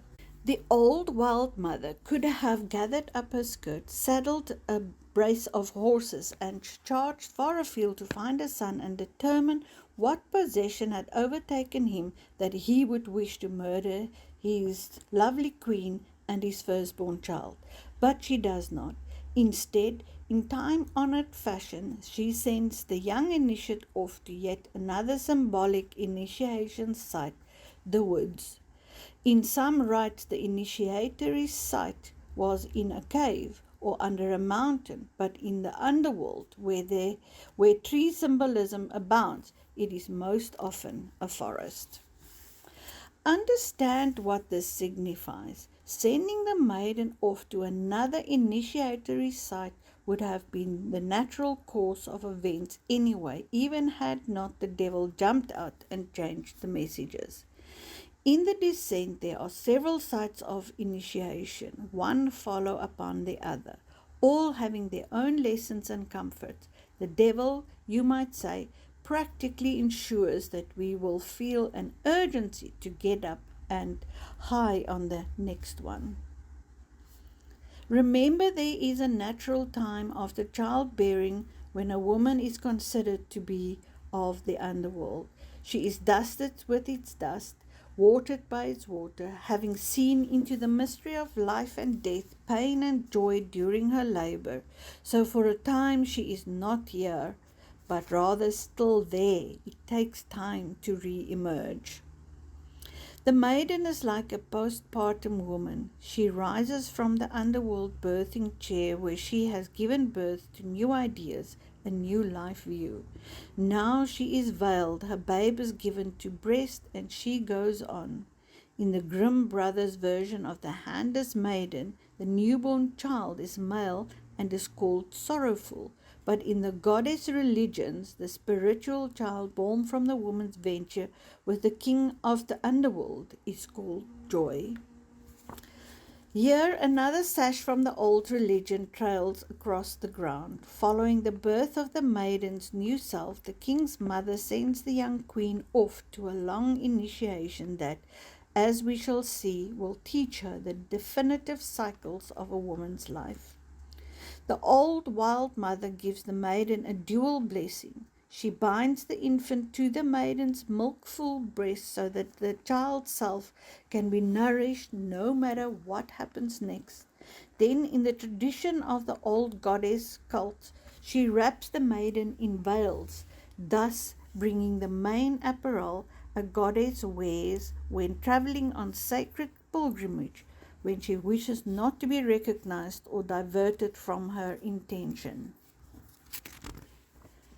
In Greece, numerous sculptures and bas-reliefs show the initiate of the Eleusinian rite being veiled and awaiting the next step in initiation.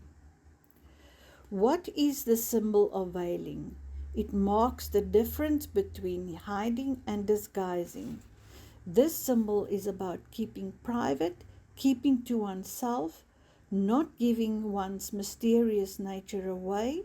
It is about preserving the eros, the mysterium of the wild nature. Sometimes we have difficulty keeping our new life energy in the transformative pot long enough for something to accrue to us. We must keep it to ourselves without giving it all away to whomever asks, or to whichever stealthy inspiration suddenly happens upon us, telling us it would be good to tip the pot and empty our finest soulfulness out into the mouths of others or onto the ground. Putting a veil over something increases its action or feeling. This is known among women far and wide. There was a phrase my grandmother used, veiling the bowl. It meant to put a white cloth over a bowl of kneaded dough to cause the bread to rise. The veil for the bread and the veil for the sack serve the same purpose. There is a potent leavening in the souls of women in descent. There is a powerful fermenting going on. To be behind the veil increases one's mystical insight. From behind the veil, all humans look like mist beings. All events, all objects are colored as though in a dawn or in a dream. In the 1960s, women veiled themselves with their hair. They grew it very long, ironed it, and wore it as a curtain, as a way to veil their faces, as though the world was too split open, too naked, as though their hair could seclude and protect their tender selves. There is a Mid-Eastern dance with veils, and of course modern Muslim women wear the veil. The babushka from Eastern Europe and the trajes worn on women's heads in Central and South America are also mementos of the veil. East Indian women wear veils as a matter of course, and the African women do also. As I looked about the world, I began to feel a little sorry for modern women who did not have veils to wear.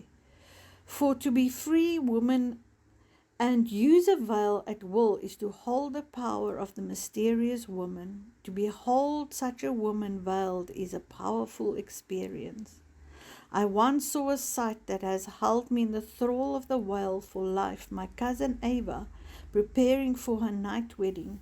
I, about 8 years old, sat on the travelling suitcase with my flower girl headdress askew already, one of my anklets up and the other swallowed by my shoe.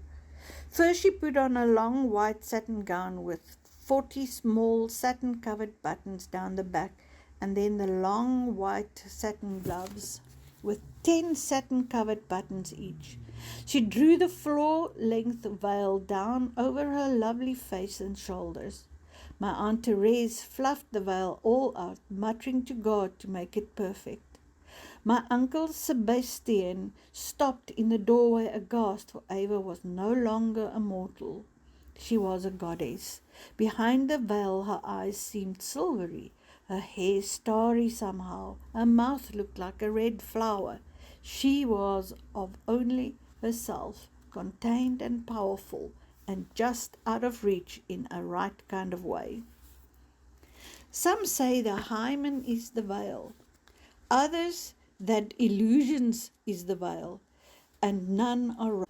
But there is more.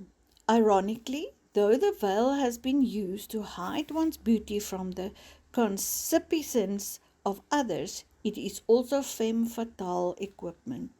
To wear a veil of a certain kind at a certain time with a certain lover and with certain looks is to exude an intense and smoky erotism that causes true abated breath. In feminine psychology, the veil is a symbol for women's ability to take on whatever presence or essence they wish. There is a striking luminosity to the veiled one.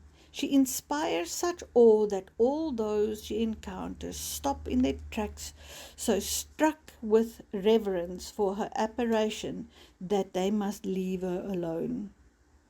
The maiden in the tale is veiled to set out on her journey, therefore she is untouchable. No one would dare to raise a veil without permission.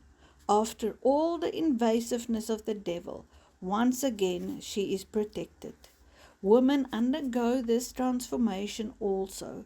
When they are in this veiled state, sensible persons know better than to invade their psychic space. So, too, after all the false messages in the psyche, and even in exile, we are protected by some superior wisening, some sumptuous and nourishing solitude that originated in our relationship with the old wild mother. We are on the road again, but safeguarded. By wearing the veil, we are designated as one who belongs to wild woman. We are hers, and though not unreachable in some ways, we are held away from total immersion in mundane life. The amusements of the upper world do not dazzle us. We are wandering in order to find the place, the homeland in the unconscious. As fruit trees in blossom are referred to as wearing beautiful veils, we and the maiden are now flowering apple trees on the move, looking for the forest to which we belong. The slaying of the deer once was a revivification rite, one that would have been led by an old woman like the king's mother, for she would be the designated knower of the life and death cycles. In the sacrifice of the doe, we see more of the hem of the old religion. The sacrifice of a deer was an ancient rite meant to release the deer's gentle yet bounding energy. Like women in descent, this sacred animal was known as a hardy survivor of cold and most despairing winters. Deer were considered wholly efficient as foraging, birthing, and living with the inherent cycles of nature.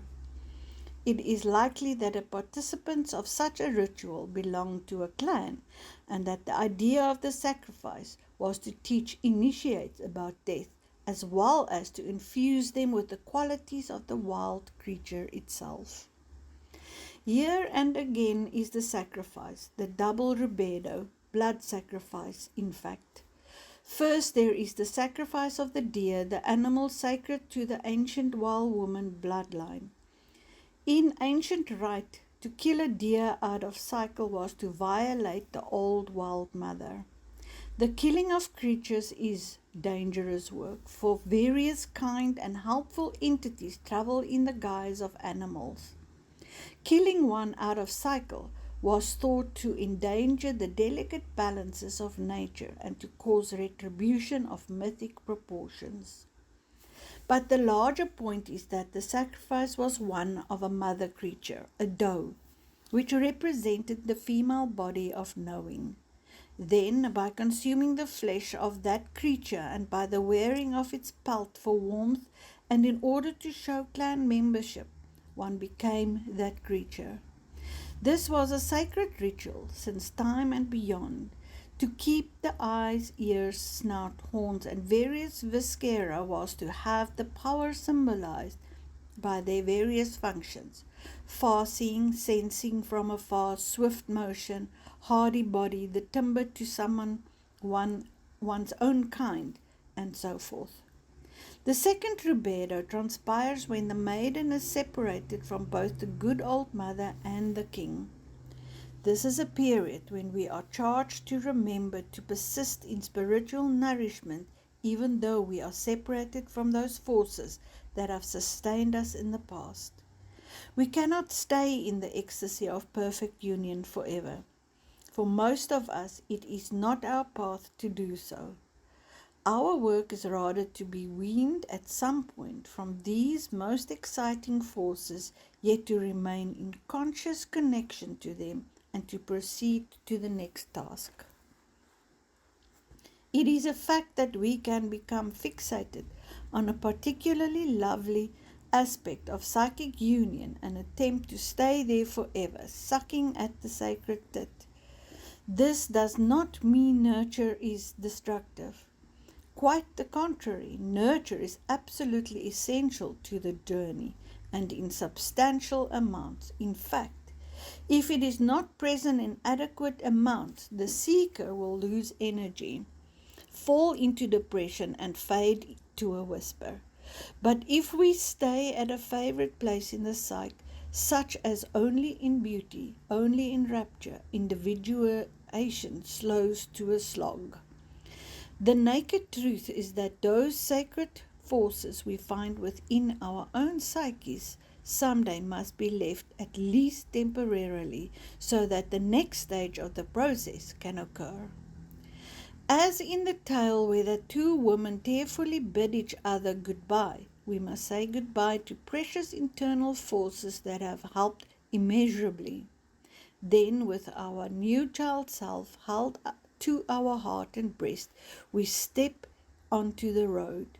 The maiden is on her way again, wandering toward a great woods in all great faith that something will come from that great hall of trees, something soul-making. The sixth stage, the realm of the wild woman. The young queen comes to the largest, wildest forest she's ever seen. No paths are discernible. She picks her way over and through and around. Near dark, the same white spirit who helped her at the moat earlier guides her to a poor inn run by kindly woods people. A woman in white bids her enter and calls her by name. When the young queen asks how she knows her name, the woman in white says, "We who are of the forest follow these matters, my queen." So the queen stays 7 years at the forest inn and is happy with her child and her life. Her hands gradually grow back, first as little baby hands, then as little girl hands, and finally as woman's hands. Though this episode is briefly attended to in the tale, it is truly the longest both in time past and in terms of bringing the task to fruition. The maiden has wandered again and comes home, so to speak, for 7 years, separated from her husband. It is true, but otherwise experiencing enrichment and restoration. Her state has again aroused the compassion of a spirit in white, now her guiding spirit, and it leads her to this home in the forest. Such is the infinitely merciful nature of the deep psyche during a woman's journey. There is always the next helper and the next. This spirit who leads and shelters her is of the old wild mother, and as such is the instinctual psyche that always knows what comes next and what comes next after that. This large wild forest that the maiden finds is the archetypal sacred initiatory ground. It is like Luz, the wild forest the ancient Greeks said grew in the underworld, filled with the sacred and ancestral trees and full of beasts, both wild and tame. It is here that the Handlers Maiden finds peace for 7 years, because it is a tree land, and because she is symbolized by the flowering apple tree. This is her homeland at last, the place where a fiery and flowering soul regains its roots. And who is the woman in the deep wood who runs the inn? Like the spirit dressed in glowing white, she is an aspect of the old triple goddess, and if absolutely every phase of the original fairy tale were here, there would also be a kindly, fierce old woman at the inn, in some capacity or other. But that passage of this story has been lost, somewhat like a manuscript in which some of the pages have been ripped out. The missing element was probably originally suppressed during one of those storms that raged between proponents of the old nature religion and those of the newer religion, around which religious beliefs was to be the dominant. But what remains is potent. The water of the story is not only deep but clear. What we see are two women who, over 7 years' time, come to know one another. The spirit in white is like the telepathic Baba Yaga in Vasilisa, who is the representation of the wild mother.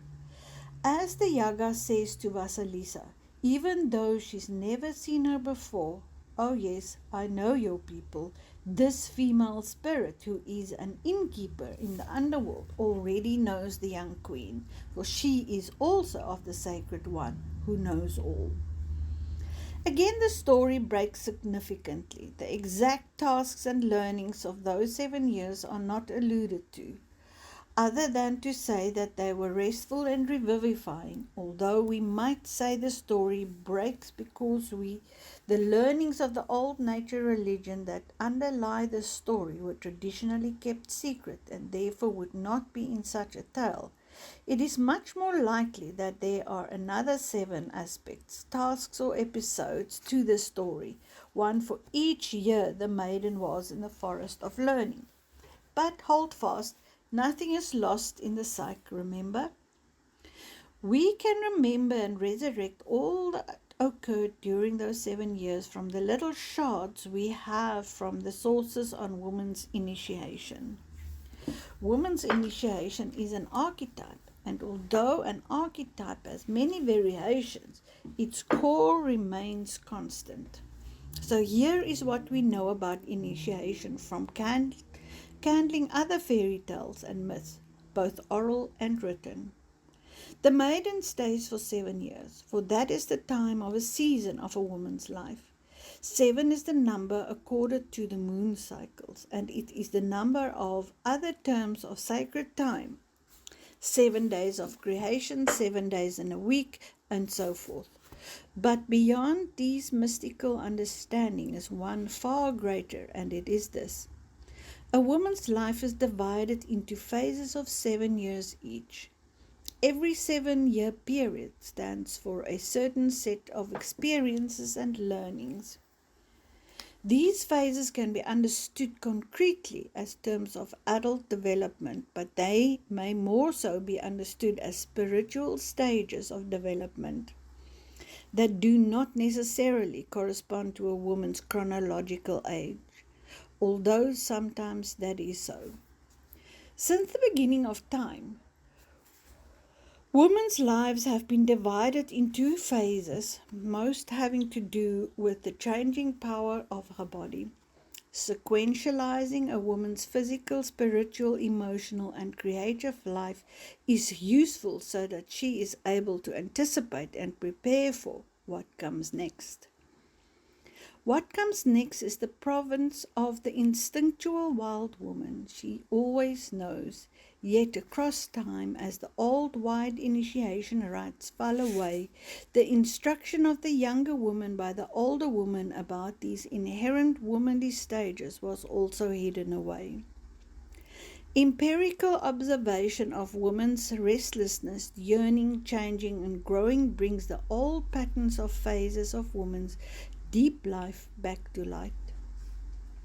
Though we can put specific titles to the stages, they are all cycles of completion, aging, dying, and new life.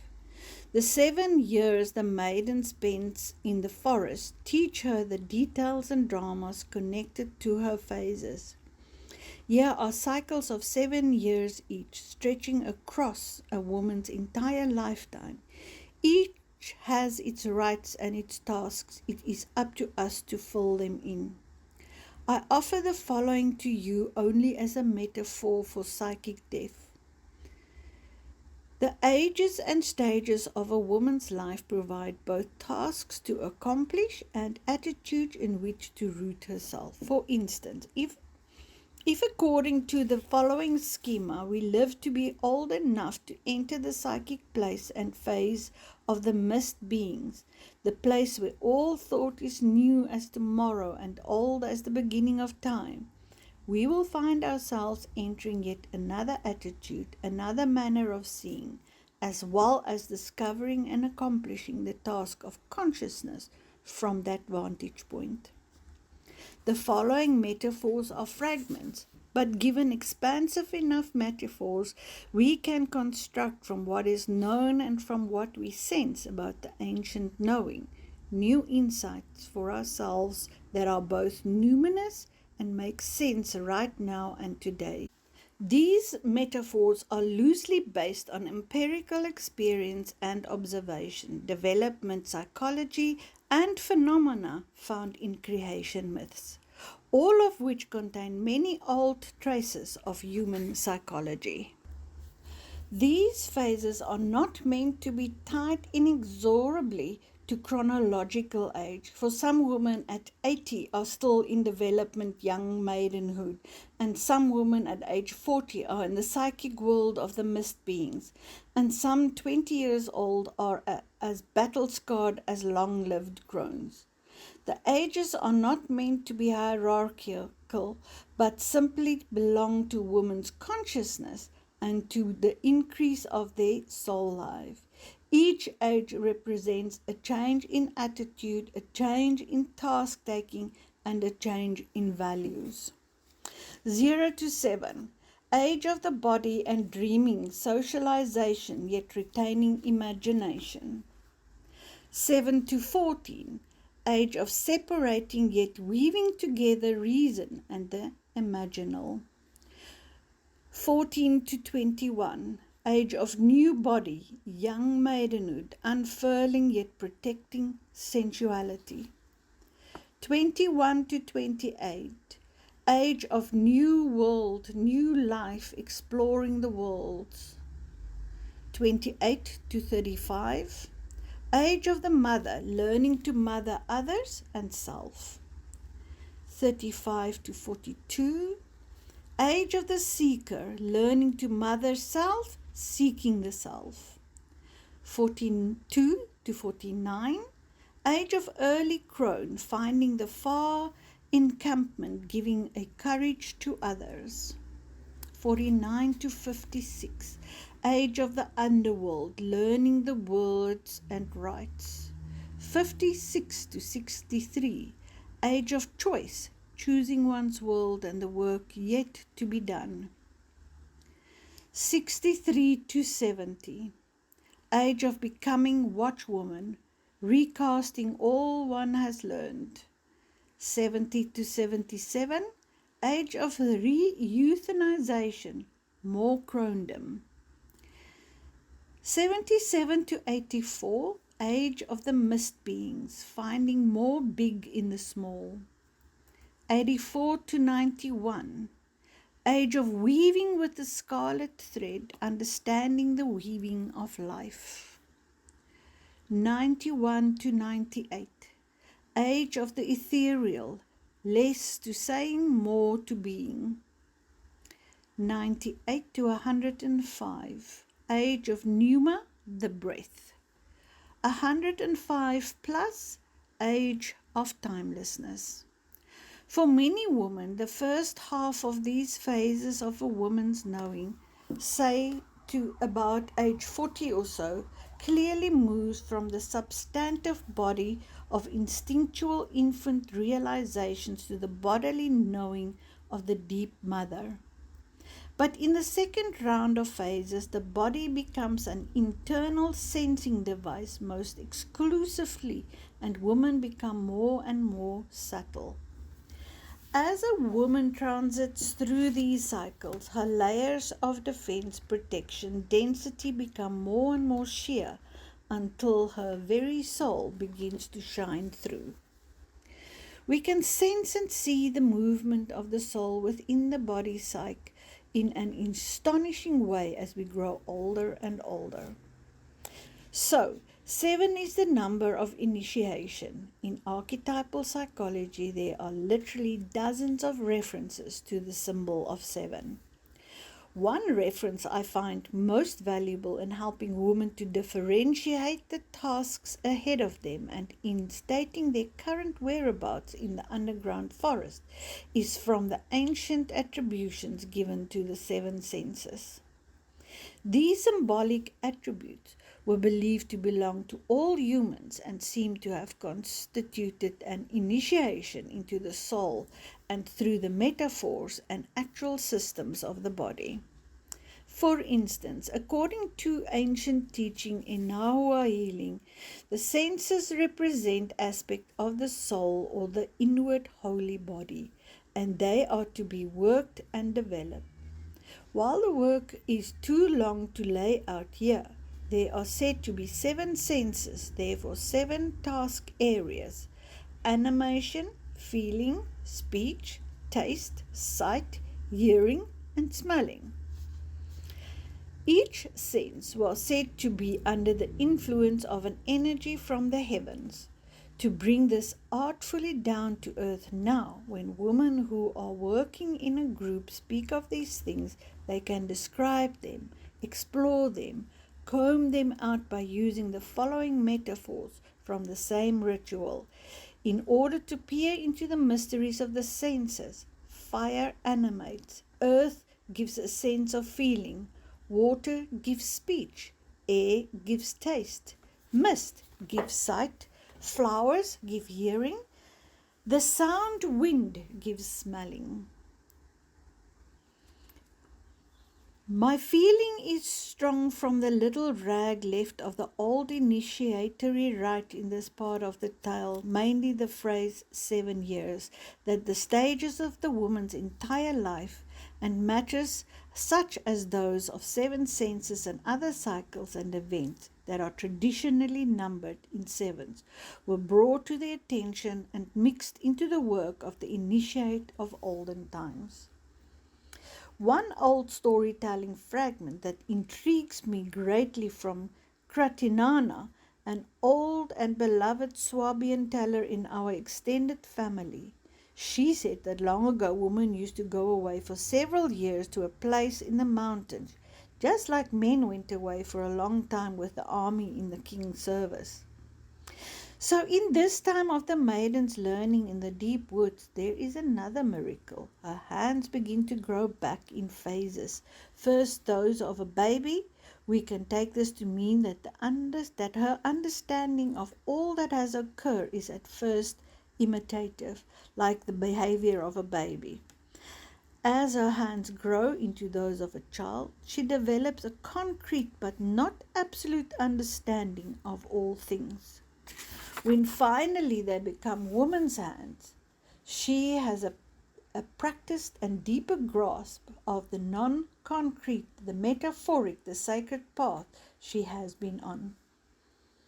As we practice the deep instinctive knowing about all manner of things we are learning over a lifetime, our hands return to us, the hands of womanhood. It is amazing sometimes to watch ourselves as we first enter a psychic stage of our own individuation by clumsily imitating the behavior we would like to master. Later, as we go along, we grow into our own spiritual phrasing, into our own rightful and one-of-a-kind shapes. Sometimes I use my other literary version of this tale in performance and analysis. The young queen goes to the well. As she bends over to draw water, her child falls into the well. The young queen begins to shriek, and the spirit appears and asks why she does not rescue her child. "Because I have no hands," she cries. "Try," calls the spirit, and as the maiden puts her arms in the water, reaching toward the child, her hands regenerate then and there, and the child is saved. This too is a powerful metaphor for the idea of saving the child self, the soul self, from being lost again in the unconscious, from forgetting who we are and what our work is. It is at this point in our lives that even very charming people, very enchanting ideas, very alluring calliope music can be turned away with ease, and especially if they do not nurture a woman's union with the wild. For many women, the transformation from feeling oneself swept away or enslaved by every idea or person who raps at their door to being a woman shining with la destina, possessed of a deep sense of her own destiny, is a miraculous one. With eyes on straight, palms outward, with the hearing of the instinctual self intact, the woman goes into life in this new and powerful manner. In this version, the maiden has done the work so that when she needs the help of her hands to sense and guard her progression, they are there. They are regenerated through the fear of losing the child self. The regeneration of a woman's grasp on her life and work sometimes causes a momentary hiatus in the work, for she may not be totally confident about her newfound strengths. She may have to try them out for a time to realize how great their reach is. We often have to reform our ideas of once without power, hands, always without power. After all our losses and suffering, we find that if we will reach, we will be rewarded by grasping the child that is most precious to us.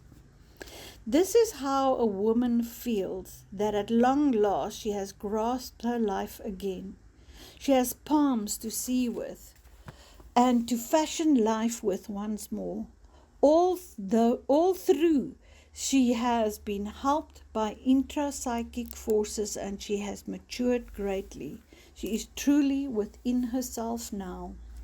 So we are almost to the end of walking the vast land of this long story.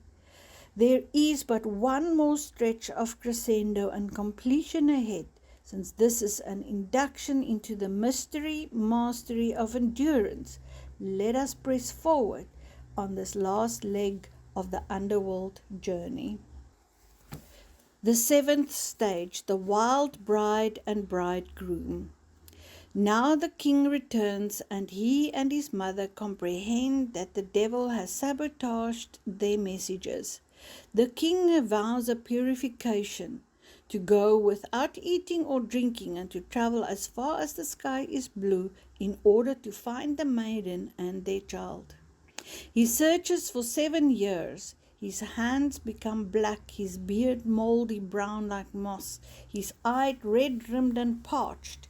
During this time he neither eats nor drinks, but a force greater than himself helps him live. At last he comes to the inn kept by the woods people. There he is covered by a veil, sleeps and wakens to find a lovely woman and a beautiful child gazing down at him. "I am your wife, and this is your child," says the young queen. The king is willing to believe, but sees that the maiden has hands. "Through my travails and yet my good care, my hands have grown back," she says, and the spirit woman in the white brings the silver hands from a trunk where they'd been treasured. There is a spiritual feast. The king, queen, and child return to the king's mother and hold a second wedding. Here at the end, the woman who has made this sustained descent has melded together a sturdy quaternity of spiritual powers. The kingly animus, the child self, the wild old mother, and the initiated maiden. She has been washed and purified many times. Her ego's desire for the safe life is no longer deadlocked. Now this quaternity leads the psyche. It is the suffering and wandering of the king that brought about the final reunion and remarriage. Why does he, who is king of the underworld, have to wander? Is he not the king? Well, the truth of the matter is that kings too have to do psychic work, even archetypal kings. Within this tale is the old and extremely cryptic idea that when one force of the psyche changes, the others must shift as well. Here the maiden is no longer the woman he married, no longer the frail, wandering soul. Now she is initiated. Now she knows her woman's ways in all matters. Now she is wizened with the stories and counsel of the old wild mother. She has hands. So the king must suffer to develop himself. In some ways this king remains in the underworld, but as an animus figure he represents a woman's adaptation to collective life.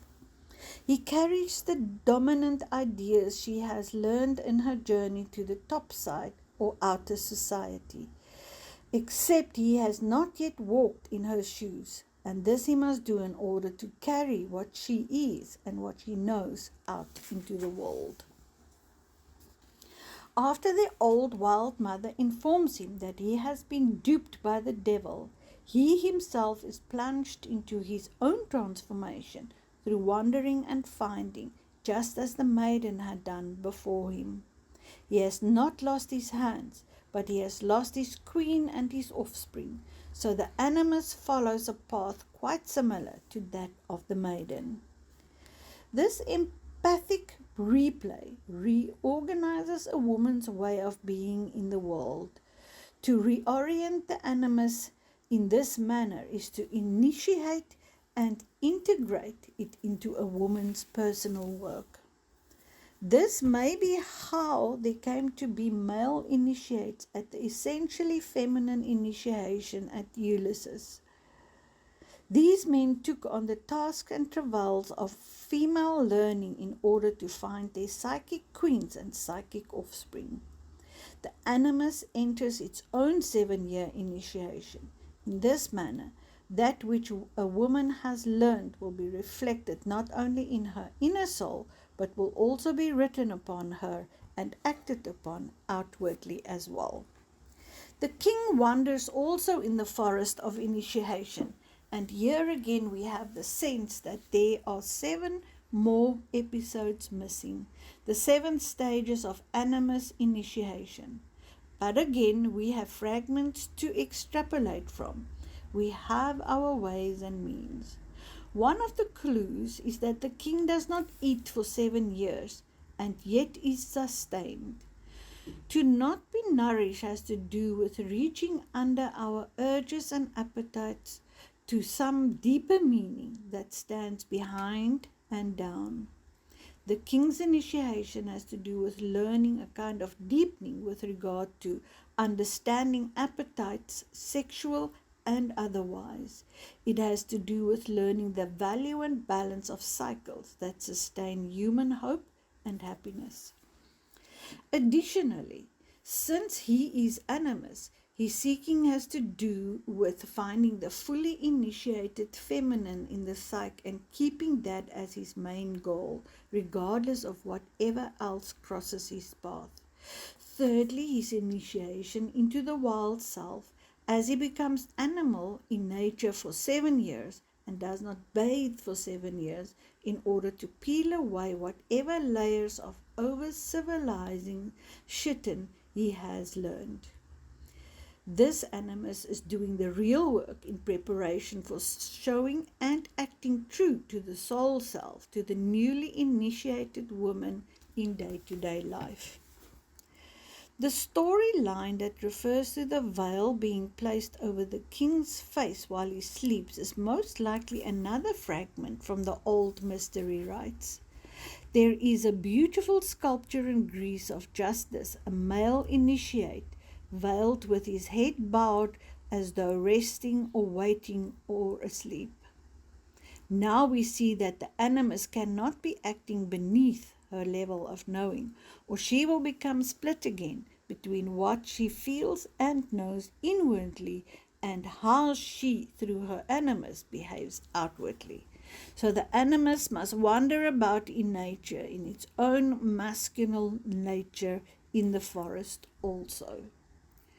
It is no wonder that both the maiden and king are caused to walk psychic lands where such processes take place. They can be learned only in the wildish nature, only next to the skin of wild woman. It is usual that a woman so initiated should find her underworld love of the wild nature surfacing in her topside world life. Psychically, she has the fragrance of wood fire about her. It is usual that she begins to act here what she has learned there. One of the most amazing things about this long initiation is that the woman undergoing this process continues to do all the regular living of topside life. Loving lovers, birthing babies, chasing children, chasing art, chasing words, carrying food, paints, schemes, fighting for this and the other, burying the dead, doing all the workaday tasks as well as this deep, faraway journey. A woman at this time is often torn in two directions, for there comes over her an urge to wade into the forest as though it is a river and to swim in the green, to climb to the top of a crag and sit face into the wind. It is a time when an inner clock strikes an hour that forces a woman to have sudden need of a sky to call her own, a tree to throw her arms about, a rock to press her cheek against, yet she must live her topside life as well. It is to her extreme credit that even though she many times wishes to, she does not drive her car into the sunset, at least not permanently, for it is this outer life that exerts that right amount of pressure to take on the underworld tasking. It is better to stay in the world during this time rather than leave it, for the tension is better, and the tension makes a precious and deeply tuned life that can be made no other way. So we see the animus in its own transformation, readying to be an equal partner to the maiden and child self. At last they are reunited, and there is a return to the old mother, the wise mother, the mother who can bear it all, who helps with the wit and wisdom, and they are all united and have love for one another. The attempt of the demonic to overtake the soul has failed irrevocably. The endurance of soul has been tested and met. A woman goes through the cycle once every 7 years. The first time very faintly, and usually one time at least very hard, and thereafter in a rather memorial or renewing sort of manner. Here at the last, let us rest now and look over this lush panorama of woman's initiation and its task. Once we have been through the cycle, we can choose any or all tasks to renew our lives at any time for any reason. Here are some. To leave the old parents of the psyche, descend to the psychic land and unknown, while depending on the goodwill of whomever we meet along the way. To bind the wounds inflicted by the poor bargain we made somewhere in our lives. To wander psychically hungry and trust nature to feed us. To find the wild mother and her succor. To make contact with the sheltering animus of the underworld. To converse with the psychopomp, the magician. To behold the ancient orchids, energetic forms of the feminine. To incubate and give birth to the spiritual child self. To bear being misunderstood, to be severed again and again from love. To be made sooty, muddy, dirty. To stay in the realm of the woods people for 7 years till the child is the age of reason. To wait, to regenerate the inner sight, inner knowing, inner healing of the hands, to continue onward even though one has lost all, save the spiritual child, to retrace and grasp her childhood, girlhood, and womanhood, to reform her animus as a wild and native force, to love him and her. To consummate the wild marriage in the presence of the old wild mother and the new child self. The fact that both the Handlers Maiden and the King suffer through the same 7 years long initiation is the common ground between the feminine and the masculine. It gives us a strong idea that instead of antagonism between these two forces, there can be profound love, especially if it is rooted in the seeking of one's own self. The Handlers Maiden is a real-life story about as real woman. It is not about part of our lives, but about the phases of an entire lifetime. It teaches in essence that for women the work is to wander into the forest over and over again. Our psyches and souls are specifically suited to this so that we can traverse the psychic underland, stopping here and here and here, listening to the voice of the old wild mother, being fed by the fruits of spirit, and being reunited with everything and everyone